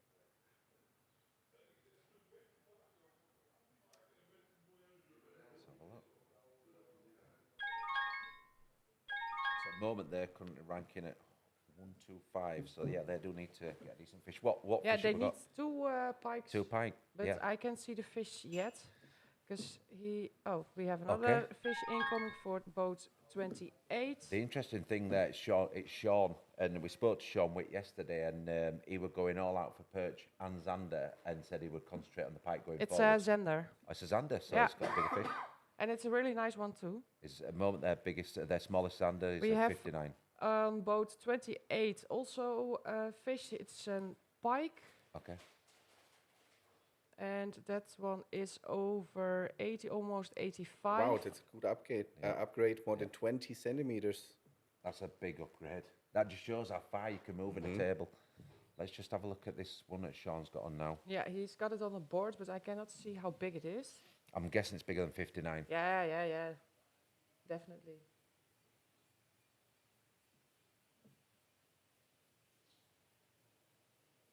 Oh yeah, it's a nice fish. 70 plus. Yeah, I guess so. I can't really tell from this angle. It's 80. Do you think that's 80? 82. On the zander? The pike, 82. On the pike, yeah. Yeah, that's for boat number 28. Okay, let's have a look. More. Sean's fish. 84. Maybe we can ask Sean if Angel Center Kassel. he can tell us how big his fish is. 84. Which boat is it? Sean, can you hear us? Yeah, I can hear you. Yeah, they can hear us, I think. Okay. How big is it? We couldn't see. 76. 76, good fish. So it's a good upgrade, like 16 centimeters or something like that, but we need to pike and good fishing pike. But I thought you said to us yesterday, Sean, you were going all out for pike today. Stop messing about with zander.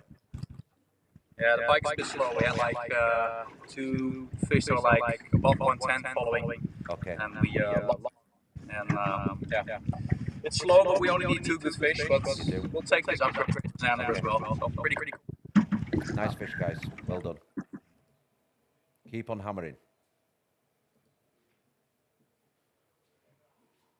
That's a super zander. Really nice. Look at this. That's such an impressive fish.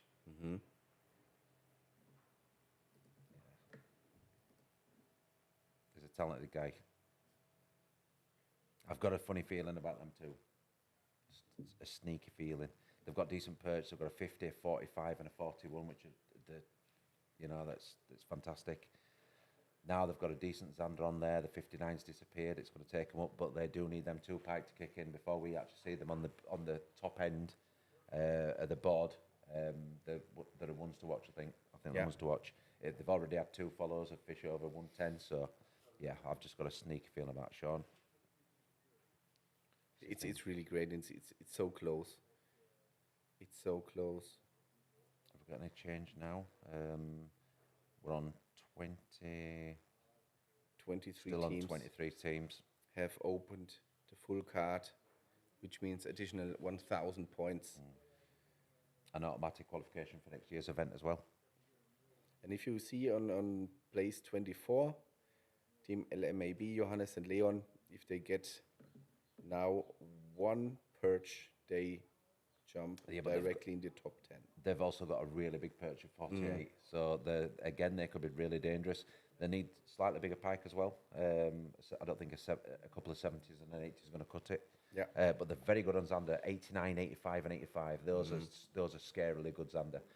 compared to what we've seen so far, they are in the there. average we're some 60s something around. Yeah, there's a And lot of we people are- on 60s. They have but 85. late 80s smallest. are dangerous, I would imagine. If they get maybe 2 decent perch, an upgrade on them pike, they're going to be fairly dangerous, I would imagine. Yes. But again, they need that perch to be able to push forward and get the full card. And it's you know, you have to, as a competition angler, now you are standing there. It's almost high noon. The sun is burning like hell, and you just need this one perch. Yeah, it's hard. You need to be Calm. stay relaxed, calm. The thing is, as well as perch compared to some other species that take baits, can be really finicky. The taits, especially in deep water, can be really finicky, so you can miss them quite easily. So yeah, concentration has to be maximum for these guys. Well, we have him. We have a marshal on board with Yes, team. that's 11. Johannes Yeah. from Lake of Constance, is where he used to go for fishing, and he caught really big fish in there in the last couple days. Am Bodensee in Deutschland, Lake of Constance. That one perch, they just need that one perch. Yeah. Do they look like the perch fishing to you? Because I'm not going to lie to you, that looks like pike tackle. Those are pike baits. Yeah.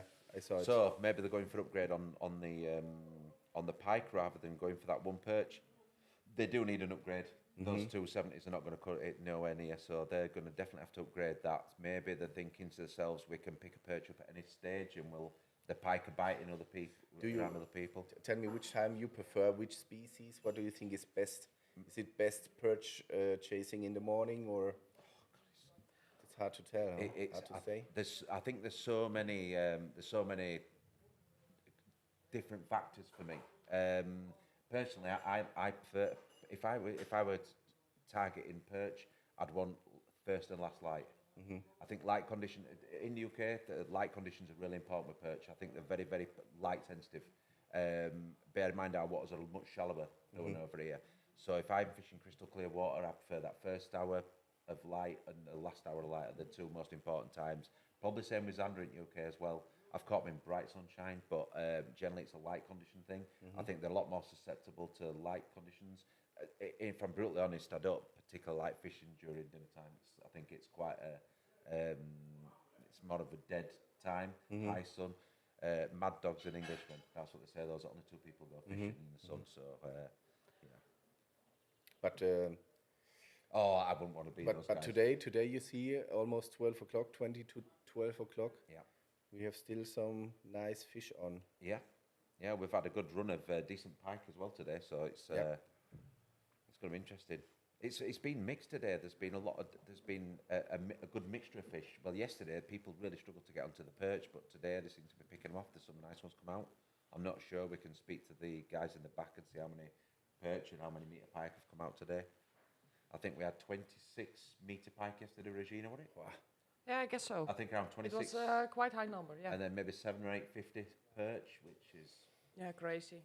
stupid numbers. In those conditions, really good. I would say that's exceptional. I mean, 50 perch is just it's crazy. Took me 20 years to catch one over 45. Yeah. Not that I'm a perch angler, but when I went to go and catch them, it's taken a long time. Well, we're gonna watch the fishermen Okay. do their thing for a little while. We will be back when there is a fish, and a little before noon when we go out for the necessary break, because we can't stream all 8 hours on all the streaming platforms. So we go watch the fishermen now, and then we come back in like 20 minutes.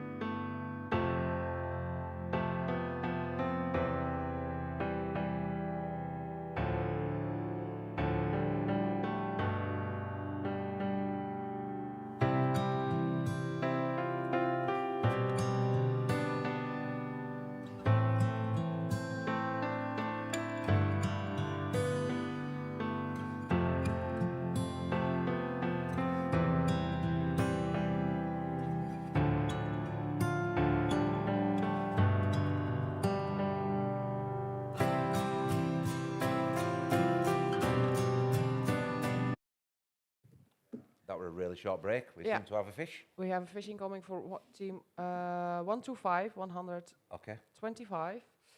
It's a perch.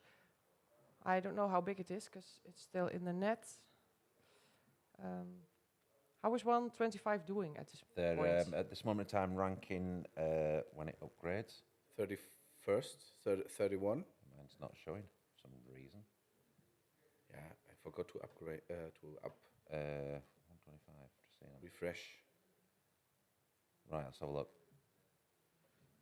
That's not sure. I'm not 125 is on 31st Yeah. rank. What fish have we got? A perch. Well, that's going to bring them straight up. That'll give them their bonus points as long as it's approved, which I believe it is. Looking at that now, again, these guys are from nowhere. They're fairly dangerous. They've got a 49 and a 45 perch already. Those are really good perch. You're right. 53 Zander, smallest fish. They need to upgrade those. 93, 66, and a 51 pike. So they just need to concentrate on pike and Zander next. If this is another good perch, which at this moment in time it looks okay. How does it look, Regina? They are walking to the measuring tape now, so it's obviously a proof fish, but a couple of really nice perch. I cannot really see it from this angle. It's Early definitely 40. approved. Early I 40 think maybe. Late 30, early it's 40. a high 30. Yeah. A high 30. I don't think it's a 40, but I think it's a high 30. Okay. Maybe it's a 40. But it's an approved fish, and it will take them, give them the extra 1,000 points. It'll qualify them for next year and take them to now 25. We've got 25 sides now with the. So 1520, something around like this, will put them on rank 18 or 19.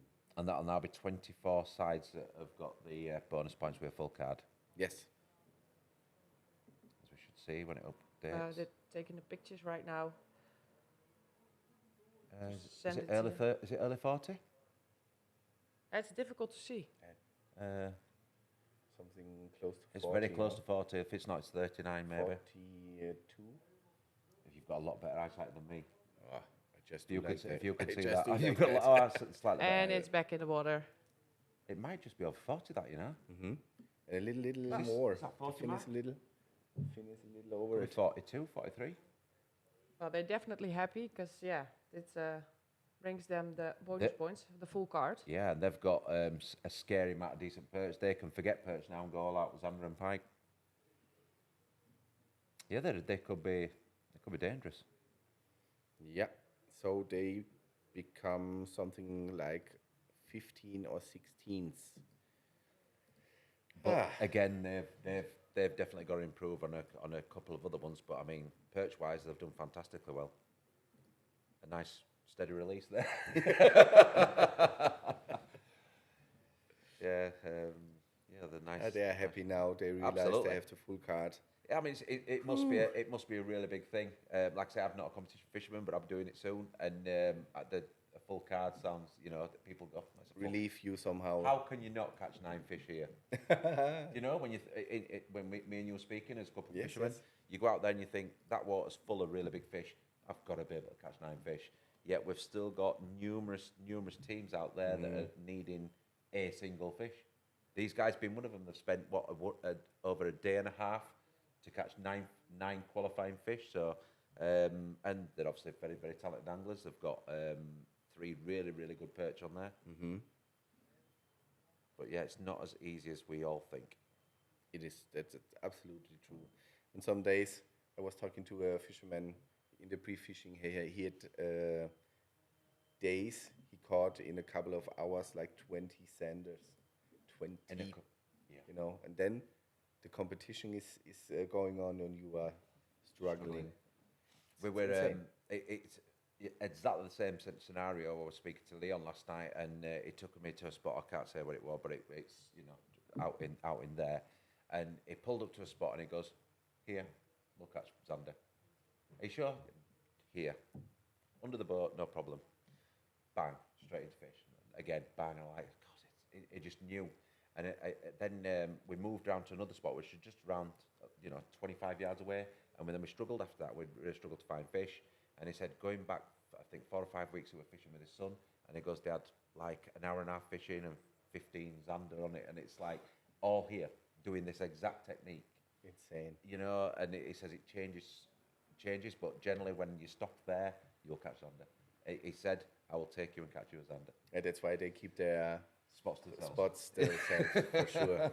He even put his hand up at Finder so I couldn't know GPS. But Yes. yeah, you know, these guys are talented and they know where the fish are. But yeah, that were after a heavy day's competition. So, you know, it's to just go and take a couple when they've had a lot of pressure today, over the last another 24 hours. They've had a lot of pressure, plus the pre-fishing. So it doesn't seem to affect them. Yeah, that's you know, true. Every day now we're catching more and more big fish. I don't think we've had any upgrades on any fish at the moment, have we, Regina? No, we're still on the same 124.5 pike. The big fish, yeah, that's, they're all from yesterday. All from yesterday. 89.8 Zander and 52.1 perch. Maybe we may have one upgrade today, you never know. I'd be very surprised if it's a pike, but then again, this water produces fish 10 centimetres bigger than that already. So. We had one competition, it was 136. A 136. And we had a Zander with 101. That's crazy. That's really crazy. Ridiculous. That's ridiculous. Let's have a look. No. Yesterday we caught quite a few on camera when we were watching it live.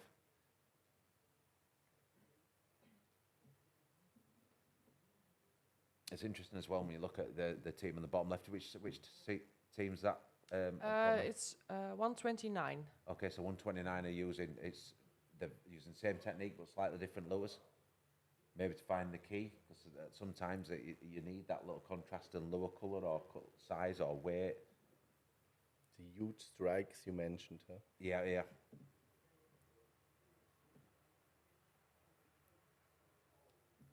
I mean, that'll be coming quite far off bottom, I would imagine. If you imagine just flicking, can lift it another foot off the bottom, imagine. I mean, it might be a really heavy jig head, but yeah, it's different techniques can work.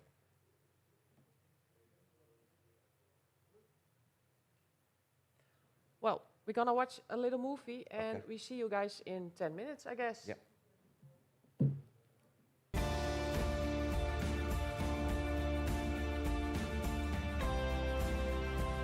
Nice.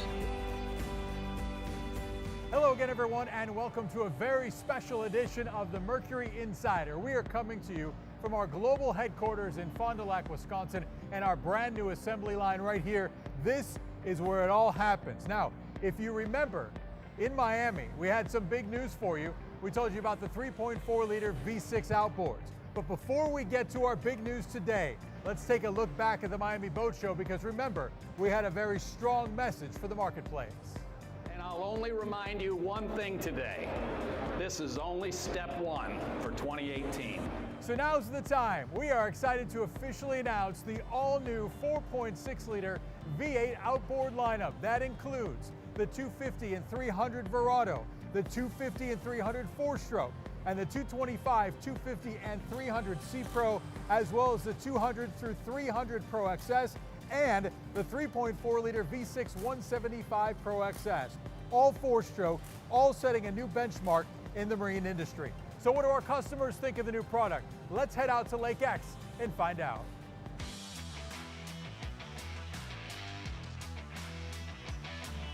We have been waiting for this engine for 2 or 3 years now, and it has been worth the wait.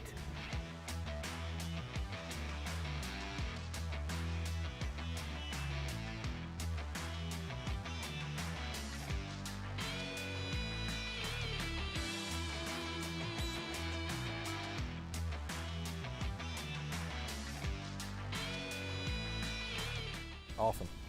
That motor is phenomenal. I think it's a game changer. Oh, it's great. I thought it was awesome. First impressions of this product are just amazing. This has been a product that I believe has been in waiting for a long time. I really like the design of it. I thought that it was way faster compared to the competitors. I thought the response was awesome. Being four-stroke, being very quiet, being very responsive. Now with the joysticks, everything else about it is just going to be a very positive move in the right direction.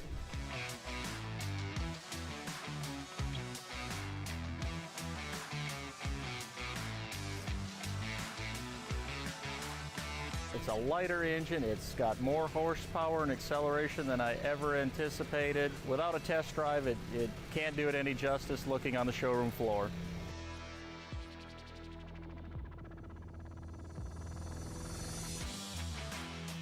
We are a Stingray dealer, so the boat that we took out was a Stingray 212, and usually we would order that with a 150 Mercury, and then or we would get usually a 200 Yamaha. Would be a no-brainer.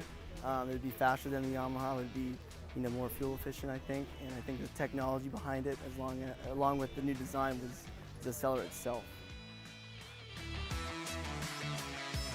This motor is going to put Mercury at the head of the outboard industry, period. There is nothing like this out there. We aren't even halfway through 2018 and already Mercury Marine is completely changing its V6 and V8 outboard platform. It's all four-stroke. Well, we're just watching a little commercial break from Mercury. How do you pronounce it? Mercury. Mercury. Mercury. And team 125 just caught, I guess, a pike, because I saw it jumping. Yeah, it looks like a pike. Yes, that was the team we just were talking about, or not? Yeah, they just went up with 1,000 bonus points. Yes, Marius and Stavek now on rank 16, and they have a pike on? Yeah. The pikes they caught already is 93, 8, 66 and 51. So this would probably an upgrade for them. Definitely an upgrade. I think it's around 70. Oh, nice. It's on the board right now. Maybe it's even bigger. It's over 75, under 80, so somewhere between 75 and 80. That would be almost 30 points in upgrade. Now they're on 16. Let me have a look. Go yourself to the leaderboard. Don't forget to refresh. That's what I did. So 16 and additional 30 points. Yeah, they would jump on 14 or 15. So as you realize, the top 15 in points is super close. So the Van Woesik brothers from Pro Team Mercury on first have 1,635. So, and number 10 is 1,574. So it's really not much, huh? Now everything can happen. Can still happen. And as I can see, in 5 minutes we have, or at 12 o'clock, we just have the half of the whole tournament. So we still have a half day to go till 4 o'clock, and tomorrow the whole day. And everything can happen here. It's so super close. And tomorrow evening we will see who is winning the main prize, a Mercury 150 Pro XS engine. Imagine this. Yeah, winning prize. This supreme engine. I'm looking forward to this. And you can also come over tomorrow evening at 7:30. We have here a bar, a restaurant. We will also have, like every year, it's very nice. Nice music, nice light show, and a huge firework at the end. So if you have the chance to come by to this place, to the how's it called? Europarks in Biesbosch, near to Dordrecht. Come over. We will have a really good time tomorrow evening. Maybe some water? Only water. Only water. I mean, beer is 90-something% of Yeah, water. absolutely. Yeah. Well, Great. yeah.